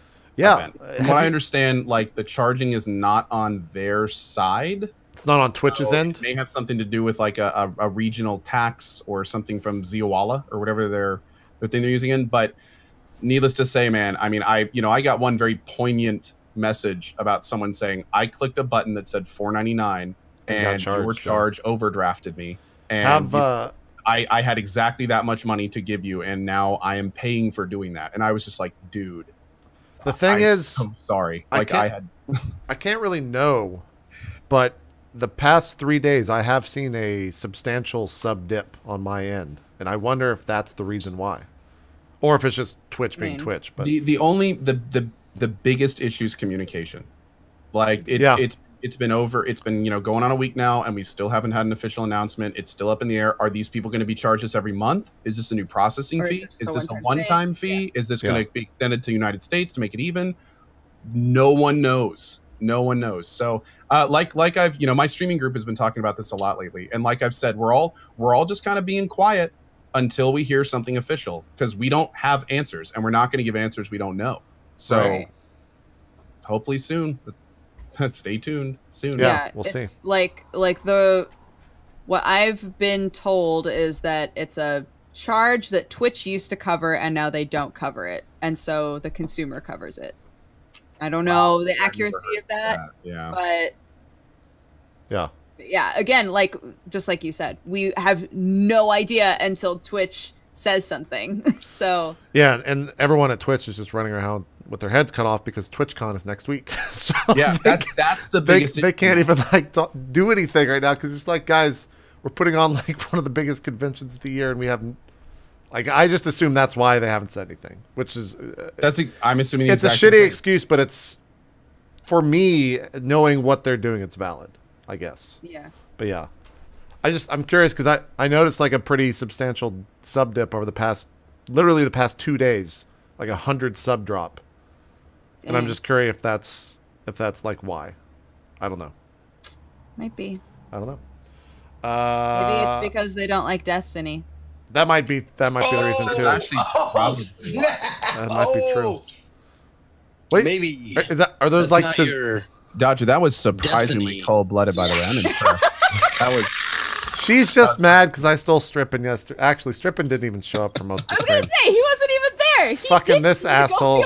I'm gonna go watch football. I'll be there at 1 Eastern. You just twisted that knife. Yeah. Wow. No, he wasn't even there that long. This is when JP goes, wait, he told me he had a family event. But no, the funny part, because technically it was because he was seeing his brother play football. The funny part is that someone tweeted me and said that Sam's brother was not even on the alternate list for said game. So I don't even know what Sam was really doing. I don't know if he was just there in spirit. I mean, he told me the same thing. Oh shit. So... Oh shit. Oh. Well, shit. We're gonna have a talk with him later, Dodger. We gotta set him down. He can't be lying to us. Set the record straight. Yeah, exactly. Next time on 9021 JP. Exactly. I know you guys don't care. Dodger might care. Maybe like 10 people in the chat care. The first 15 minutes of Tales of Zestiria was released. Dodger oh my god, care. What? Dodger doesn't care. Wait, is that the game that we were looking at gameplay videos of a while back? Might have been. It's just another Tales game. It's another Tales JRPG game. I think Zeke just had a hype-gasm. Yeah. But I'm a huge Tales fan, so I'm super into that. I gotta watch that later. Plus, it's coming out on the PC, which is like it doesn't that just doesn't happen for Japanese developers. Wait. A Tales game is coming out? Tales of Zestiria on day one will be launching on the PC, PS4, and PS3. Wait, like Tales like from Sonic? Yes. Yep, you got it. That one. He has a game? It's brand new, Zeke. About time. That's out. Time. So I'm really interested. Transforms into a magical girl and fights evil. I'm really interested. So do I. Funny enough. You can't just say that on live TV. I didn't say what my name was. So just know if you ever see a girl crime fighter out there that looks kind of mannish. It's probably Zeke. Good chance. You got about 30% chance. If you see a bald female crime fighter with a beard, it's probably Zeke. I wear a wig, dude. Come on. I'm not new to this. It's true. We got 30 minutes left. Let's talk about TwitchCon next week because there won't be a show except from when we're live from TwitchCon. We also had a very weird... There was a moment in time yesterday for about 10 minutes while I was playing Destiny that I got asked if Darude wanted to be on the show. Live from TwitchCon. And then it ended up he can't make it. So that's fine. That worked out. Oh, man. But it could have been a sandstorm in here. But, like, it happened and I was just like... What would we... And then I was like, do you guys want... What would we talk about? And then Zeke's like, I don't really know what we would talk about. And then about 10 minutes later it happened. He's like, yeah, he can't make it. It's like, all right, well, that was weird. That almost happened. That almost was a thing. So, you're muted, Co, you're muted. That was certainly... There we go. Darude of him. You made that... Dude, Aurelian made that same joke yesterday. And I fucking ignored her for like 2 hours afterwards. I've timed around. And now, because of this cool new program, I can just mute Zeke. And he just can't talk. Oh my gosh, it's amazing. It's amazing. So much power. It's amazing. And then I hate you so much right now. And then I can just mute him and then mute him back again when he's still going. Fuck you. There you go. I love that. I love that. But someone we are going to have on, which I'm super excited about because it took forever to fucking get him to confirm to come on, is Kevin Lynn, the Chief Operating Officer. Is that what CEO stands for? Yes, CEO, Chief Operating Officer. There we go. I'm training for the interview next week. He'll be on. He's basically kind of the second person in charge at Twitch. I've known him for quite some time. I think you guys have met him and hung out with him before, right? Kevin, do you know him? Okay, nope. I guess not. So I had a pretty awesome talk with Amber. Yeah. About him. We were sitting outside after the bar was closing at the Twitch party at PAX Prime, and she was sitting in the dirt with me, like just outside the bar, and we were just chatting about Twitch, and she brought up Kevin Lynn and told me all about him and stuff. Pretty cool. Yeah, it's good. I'm super excited. We got a lot of stuff to talk about. I think obviously being at TwitchCon, I think they're going to, in the keynote, talk about a lot of new stuff, which then we get to talk to Kevin about later that day. So that's pretty cool. I'm pretty excited for that. That is going to be super awesome. Yeah. Yeah. It's going to be very fun. Our panel starts at 4:30 Pacific next Friday and goes till 6, which I don't know how that's going to work because we have another panel that starts at 6 on Friday as well that me and we're supposed to be there 30 minutes early for. So yeah, we'll figure out how that works. We'll figure that out. I don't know. Who knows? Maybe we'll just have Co. Actually, I have to be there too. Maybe Co can leave early and we'll bring up someone. I don't know. We'll figure it out. Sure. Those are your words. Thank you. But yeah, we're going to be on the main stage. So if you're going to TwitchCon, please come because there's like 3,500 seats or something. And I'm also interested to see how Co and Zeke work or handle themselves in front of that crowd because it's a lot of people. It's the biggest crowd I think you've ever been in front of, Zeke. Probably, but... You're going to be fine? Wait, Zeke was in front of an entire floor of people. What do you mean? On a giant screen. Yeah, but that's different. This is... You can see everyone sitting down in front of you, actively waiting to see what you have to say. Yeah. That's terrifying for some people, man. You'll be fine. You guys will be fine. Yeah. I'm just trying to freak them out. No, I'm gonna be completely hammered, so it's probably not even gonna matter. That's probably true. I was gonna say in Zeke's mind there's not even an audience. He's gonna be so blitzed. He's gonna think he's back at home on camera, so he'll be fine. And I think you're drastically underestimating the size of my ego. Maybe so. Can you imagine how long his run is gonna take this time when he goes up and down the aisle? Oh yeah. Woo! Yeah. Get your high fives ready and your fucking CohhCarnage brand hand sanitizer. Are you bringing any branded shit to this, Co? No, not TwitchCon. Okay. No. But there's big plans. Wait, what the fuck? What? Are you fuck? If you go to twitchcon.com/guest/CohhCarnage, all lowercase, Co's on the Drop Frames Live panel. It has that on a schedule. If you go to twitchcon.com/guest/itmeJP, I'm not on that panel according to the schedule. Oh, JP, I gotta talk to you off. We gotta have a talk apparently off stream, guys. Yeah, you were cut. Yeah, they're cutting me. Who's the replacement? Who do I have to fight? At Pack or at TwitchCon rather in person. It's stripping. Nice. Yeah. Nice. He is handsome. I didn't want to tell you on air. It's okay. It's okay. I can just. Well, how about we just settle it in Destiny, and nobody wins. And the viewers lose. The viewers lose. The viewers lose. How the fuck? Come. I'm gonna have to yell at someone at Twitch. Anyways, if you want to know what we're all doing, go to twitchcon.com/guest/whatever the three of us. Because Dodger, you're unfortunately not going, correct? I'll be at my high school reunion, living it up. Wait, are you seriously going? Yeah. That's awesome. I looked up. This is so much more interesting than TwitchCon. Please go ahead. No, I'm totally serious. I was talking with a friend, and he was saying that I should really think about how to best present myself as a giant douchebag. And we discussed the possibility of me flying in on a helicopter. And I was like, well, it's in the middle of Portland, so I don't think I'll be able to come in on a helicopter. And then we were like, oh, but what if they like drop the rope, right? And then I can like slide down the rope in like a James Bond outfit. It would be awesome. Turns out it is surprisingly cheap to hire a helicopter for like an hour. You can get a helicopter for like $600 an hour and just have a guy like fly me somewhere. I don't think that they would drop the rope. Are you doing that? Out, though. No, I'm not doing it, but man, I fantasize. You have to. Yeah, why wouldn't you do that? There's nowhere for it to land, guys. There's nowhere for it to land. Rappel down. Rappel down. Like put some bungee jump. No, don't bungee jump from a helicopter. You'll go back up and get killed by the blades, Zeke. What the fuck? I highly doubt. No, you idiot. The law of conservation of energy says you will not do that. That's true. That's true. Sorry, but yes, that would be awesome if you would come in with like Flight of the Valkyries. $600 is so worth it. You should. This is like, funny aside here. We may have crashed the TwitchCon website. Yeah, no, I just tweeted. They fucking didn't put me on my own panel, so I crashed the website. Like, that's what happened. That's what we did.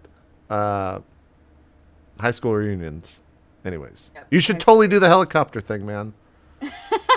And please record it if you do. Like that would be an amazing video. Dodger goes to her high school reunion. Like what happens when you make it on YouTube and go to your high school reunion? Helicopter. You fly in on a helicopter and a tux. Yeah, this is what happened, dude. Oh man. What if you can't do the helicopter thing? Just hire like 2 people. Doesn't matter. Just make sure they're big dudes in like suits. Get them just aviator glasses. Follow you around, yeah. Yeah, get them like just cut off phone cords like they have them in their ear. Right. And just have them stand next to you like all night, not saying a goddamn word. It would be really cool. Oh, don't worry about them. They only act when necessary. There you go. Yeah. Just stare at people. Like, yeah, and then tell them like inform them ahead of time, but be like, "Hey, Bruno, burn yourself," and he just puts on a lighter. That's the best command. And I'm like, that was really realistic. Good job, dude. And he's like, thanks. That'd be great. That'd be great. I can imagine the video though. Like Dodger goes to her high school reunion, it fades to black, and then you just have the audio from the helicopter, the blade just rotating, and then it fades in, and you're on a helicopter. And you're like, all right, we're going to my high school reunion, and then you just jump out, rappel down with a parachute. Yeah, it's like going to my high school reunion, bitches. It'd be a sick video. So many views. The views would be crazy. It'd be great. It would be. I probably realize these ideas are free. We're just giving these to you. Yeah. Like this. Well, I mean, it's $600, but it's a $600 idea. You'd make that back in the video. That's what I'm saying. I bet hiring 2 guys. The rappelling rope would be like another 100, but yeah, 600. There you go. Well, I bet hiring 2 guys for a night would be like half that much. Right. Really, $300 to hire? Dude, if you pay $150, turns out men are really easy to hire compared to. Anyway, this is going down a dark. Let's just. Woo. So yeah, TwitchCon. TwitchCon. Yep. Yeah. So TwitchCon. Yeah. Guys, what are you guys excited for at TwitchCon? Mostly the keynote, I would say. I want to see all the new stuff they're announcing. I know a couple things, but I actually don't know everything, and that's interesting to me. I want to see what else they announced there at the event. I've been told it's a lot. Mods. Oh yeah, you're fine. You flew a bunch of your mods out, or are flying a bunch of your mods out, or you're. Yeah. Go ahead and tell the story. First time I'm going to meet several of them, and I can't wait. I think it's gonna be a fucking blast.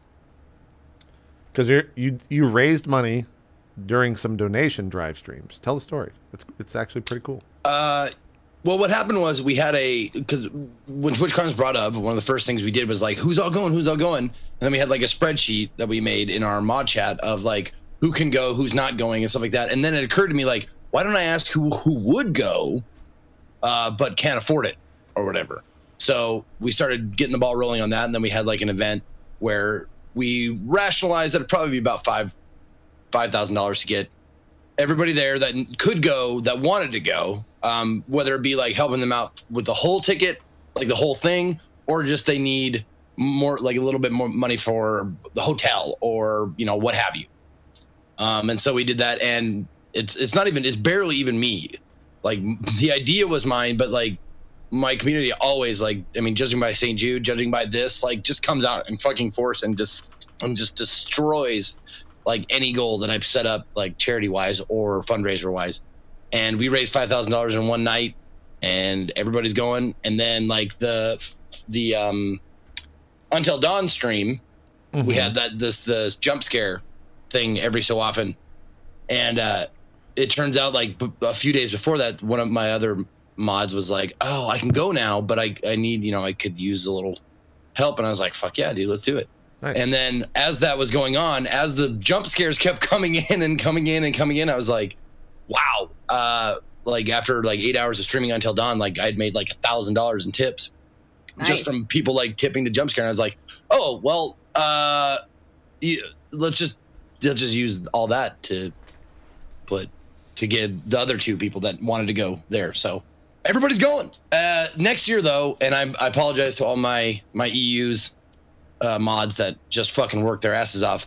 Next year it's you guys. Next year is my European mods, because that is going to take a little bit more money and a little bit more planning and shit like that. So this is all for my Canadian, North American mods, but next year it's going to be my EUs. Awesome. Or we'll do that for them next year. So should be fun. Yeah. And we're gonna have a dinner. We're gonna, you know, have drinks. It's gonna be fun. Yeah, TwitchCon. It'll be. I'm very interested to just see how the event goes. You know, it's Twitch's first time doing something like this. It's a massive fucking undertaking. And I know how much time they've all spent on it, so I'm expecting it to be great. The panels that are there, there's 1 billion panels that are going on Saturday or on Friday and Saturday. That I wish like. PAX has a lot of panels. I just don't care about a lot of them because I'm not members of those communities. But a lot of these panels have like topics that are relevant to me, so I think I'm gonna actually go and watch a bunch of them. So that'll be pretty cool. But I'm mostly interested just to see like. I want to see if it crash and burns. That's what I want to see. Like, I just want to see if the event is a complete failure, because I know how fucking difficult these things are going to be. I don't think it's going to be. Well, but it could be. The people that are putting this together have been. They've already done it 1 billion times. Yeah. And everything like that. They've seen what goes on and what they need and that kind of stuff. So. Yeah. I'm absolutely sure there's going to be some growing pain shit, like glaring shit that. Right. They're gonna go afterwards, going like, "Oh, so stupid." Right. Why didn't I of course. It always happens. It always happens. But yeah, this is the first one of, you know, a huge undertaking. I mean, this when you think about how many different, you know, people are involved in something of this scale, and they all have to work in perfect unison to make sure everything properly gets done. There's absolutely no question. But you know, hopefully. I'm very optimistic about this. There's a lot of very big names behind it. There's a lot of announcements being done there. There's some really interesting panels. Yeah. I know more people going to this than I've ever seen of any singular PAX.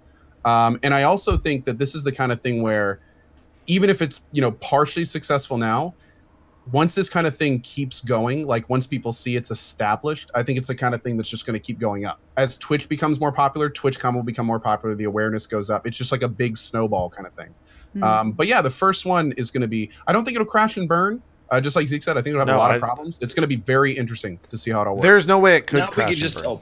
Go ahead. Now if we could just get mentioned by fucking Jimmy Kimmel. Hey, that'd be fucking great, right? Exactly. I just looked at the other things going up against us. So we've got TwitchCon plays Quiplash going on at the same time as us. Musical Twitch 101. A meet and greet, and then broadcast together with Stage 10. Who's the real-time browser-based production studio? I don't know what that is. See, all this stuff sounds interesting. Like, we'll show you how live mixing multiple fucking thing. Yeah. It's like, wait, there's a music 101 thing at our time. Yeah, so approaching Nirvana, Big Giant Circles, Family Jewels, DJ. Why don't we just invite them on to play music? We'll just replace Darude with these guys. Can we replace him with Nitro Fun? Can we get Nitro Fun over here? Is he gonna be there? That'd be dude. I doubt it, but it would be. I might fangirl a little bit if Nitro Fun was there. I'd be like, I love your music. It's so good. The only thing that's kind of crazy is that it goes till 10 p.m. on Friday. Like that is what does the con? It starts at 10 a.m. and the final panel is at 10 p.m. Well, that's PAX. You know, they're trying to jam in as many things as they can in 2 days. Well, you're right. The panels go till that late. The show floor shuts down at 6. We know better than anyone else, right? Yeah, we were on at 9 o'clock. Yeah, you're right. There's a panel called Poker on time Twitch. to be on though. It was actually that it worked out really well. I was really surprised, and the amount of people that showed up was insane. It was crazy. Wow, there's a Twitch concert going on from Twitch streamers. Okay, that's on Friday. I'm just still scrolling through stuff. Oh, then we got the H1Z1 invitation on Saturday morning. How could I forgot that? Which are you nervous for that, Co? Are you just excited to be in it? I'm not nervous at all for it. Like people, I don't see how people could be nervous. Like it's gonna be a ton of fun. Like I love doing those types of events. Like I think it's great. That's one of the first times that gaming, you know, all the stuff you've done for your entire gaming career, it's like I can put it to use. Like this is it, you know. So right, yeah, I have a great time doing that stuff. I love them. I look forward to them. I really hope there's like artists spin that around. Like Are you nervous, JP? I think yes, but I'm nervous for. I just want to get in and play the game. Like, I think I'm more interested in, or more worried about the fact that we have to play on like computers that I'm not familiar with, and like all the Razer. I think it's a Razer mouse and keyboard and mouse pad that I'm just not used to. So I immediately know when I die, I'm just gonna be like, it's this mouse. Have you chose which piece of hardware you're gonna blame yet? Like, I have not. Whichever one fucks up for me. No, I gotta say though, if you think about it, that this is one of the only times ever that we can say we're playing H1Z1 on a totally level playing field.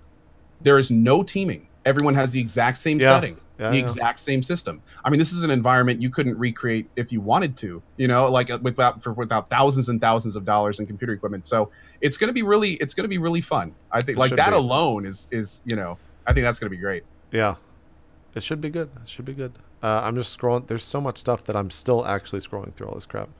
So then it's also, I want to see what this is. It's 7 o'clock on Saturday. There is the Twitch Hall of Fame award show. Is that the CAP Awards? I don't know. It says, join us to celebrate the first Twitch Hall of Fame awards show. This year we'll recognize our inaugural Twitch Hall of Fame inductees, and their accomplishments will be written into the Twitch history books. Hall of Fame. That's 7 to 8 in the Kappa Theater on Saturday. I think that's for the OGs and stuff, dude. I can't. That's gonna be great. Yeah. It's gonna be so cool to see these people that have been doing it like since the Justin days, where there's no money involved, and then it's like, and now you're getting noticed for it. Like I'm pretty sure noticed. Now you're being like, it's gonna be weird because I would think that Wheat would be the one hosting that, and I would also think that if there's anyone else out there that should be the first person inducted into the Hall of Fame for streaming, it's got to be Wheat, because he's been streaming since like '98. So like he's literally probably the OGest motherfucker out there when it comes to streaming. So I wonder if he's just gonna give himself the award, and he made a panel for that. It's gonna last an hour. We'll see. We'll see. He just gives himself every award. Yeah, that'd be great. He should do that. I'd be into that. Shit. I totally. And the award for handsomest streamer goes to, it's me again. Oh my god, it's me again. Oh man. You guys. Exactly. Gosh, thank you all for voting when no one great. voted. That'd be great. Thank you guys all for voting, and we'll see you next time. Sorry, DJ Wheat's hard to impression. He's really, you got, it's a little bit, Yes. this is going to sound negative. It's a little bit more wine. There's a little wine in his voice. He does have kind of a nasally. It's more up in here. Yeah. Yeah. You're muted. Here, hold on. Let me just unmute you. I was going to say, I think the word is nasally, not whiny. Both have the same effect. One's just negative. So there you go. And here we are, TwitchCon 2015. See, it's closer. It's closer. I'm gonna have to work on it. It's too co-sell. Yeah. There's a little bit of JFK in there with the end of the. Now listen here, TwitchCon 2015. Vote for me. That's Quimby. Yeah, that's Mayor Quimby. Shit. Okay, I have to work on my weed. You'll just work on it. Just work on it. Okay. But that's gonna do it. I think we're all done. I don't have the shout out card set up because Dodger just fucked everything up. Sorry, I've ruined literally everything. Just fucking Dodger's fault. So we could try. I think like 2 people are gonna be on one. I'm gonna hit the Zeke shout out card and we're just gonna see what happens. No one's in. You guys lean over. Lean over. Dodger and Co. Kiss. Kiss. Oh, your mic's in the way. Okay, there you go. Zeke, do some shout outs while they do this. Here, I'll mute both of them. Yeah, bro. I'm muting both of them. All right, they're muted. I'm doing shout outs over this? Yes, they're okay. Go, they're both muted. My name is Ezekiel III. I am known for my rage. This is the channel. This is my channel. So if you want to follow me, follow this channel right now. Hit that follow button right there. It's the same on Twitter and Twitch. I can't do it. This guy's fucking there. It's great. So Twitter and Twitch, Ezekiel_III. Follow me anywhere you are. On YouTube as well. Same thing. I will be shutting down the cast for just a little bit and then bringing you back up because I want to play more Chrono Trigger. So after the you fucking Joe,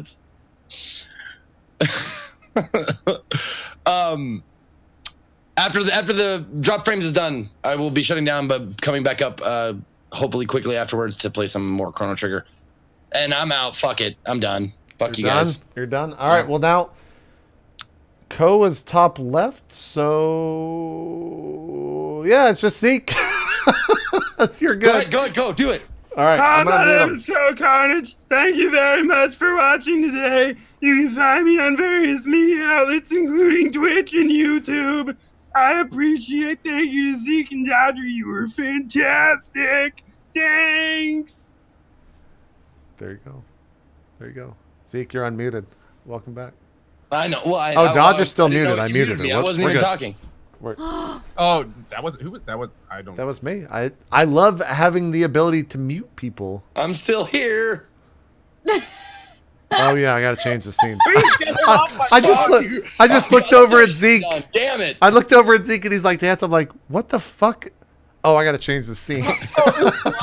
Whoops. It says spam fish. I think it's Dodger though. Then no one's there. No one's there. No one's there. Perfect. No one. No, it's so apt because I wasn't there originally. Stretch out? No, it's just there's nothing captured because she wasn't here. Okay. I just didn't capture anything. Hello everybody. Welcome to my ghost form. It is not my final form. But yeah, thank you guys so much for bringing me on like at the last minute, literally. And beyond the last minute. I just love there's no one there. There you go. There I am. Big face! Big face! She's going to eat us. Oh my god. No. So Preserve source size, JP. What are you doing? It's better this way. Dear shout.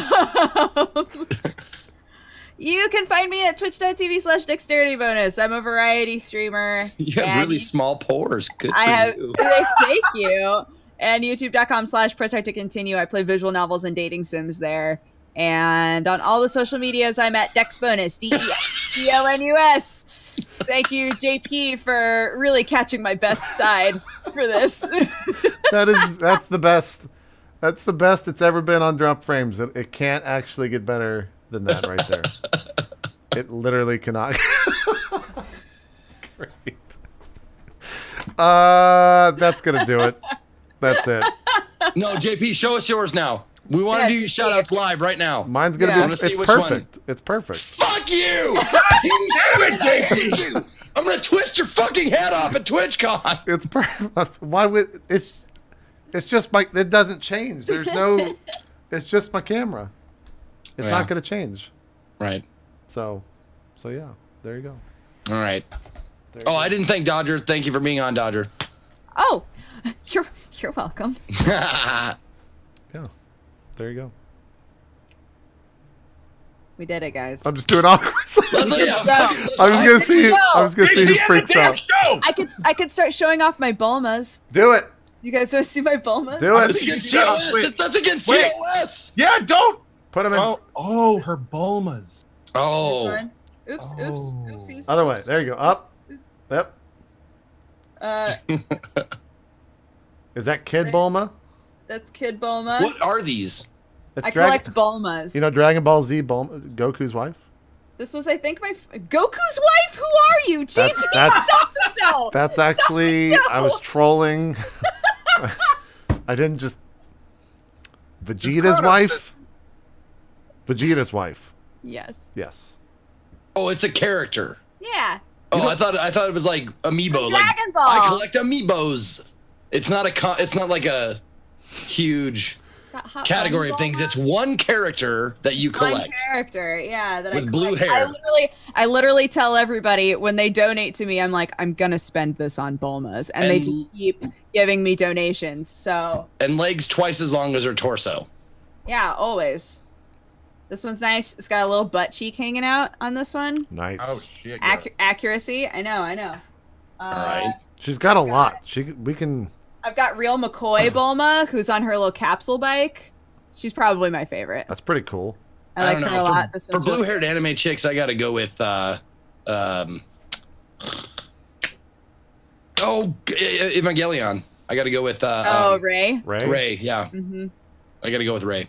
She's good shit too. There's lots of great figurines of her. You can start collecting Reys. No, man. I don't collect anything. I was thinking considered about, it, and then things he's just I collect, but I don't really collect anything, except fucking dust.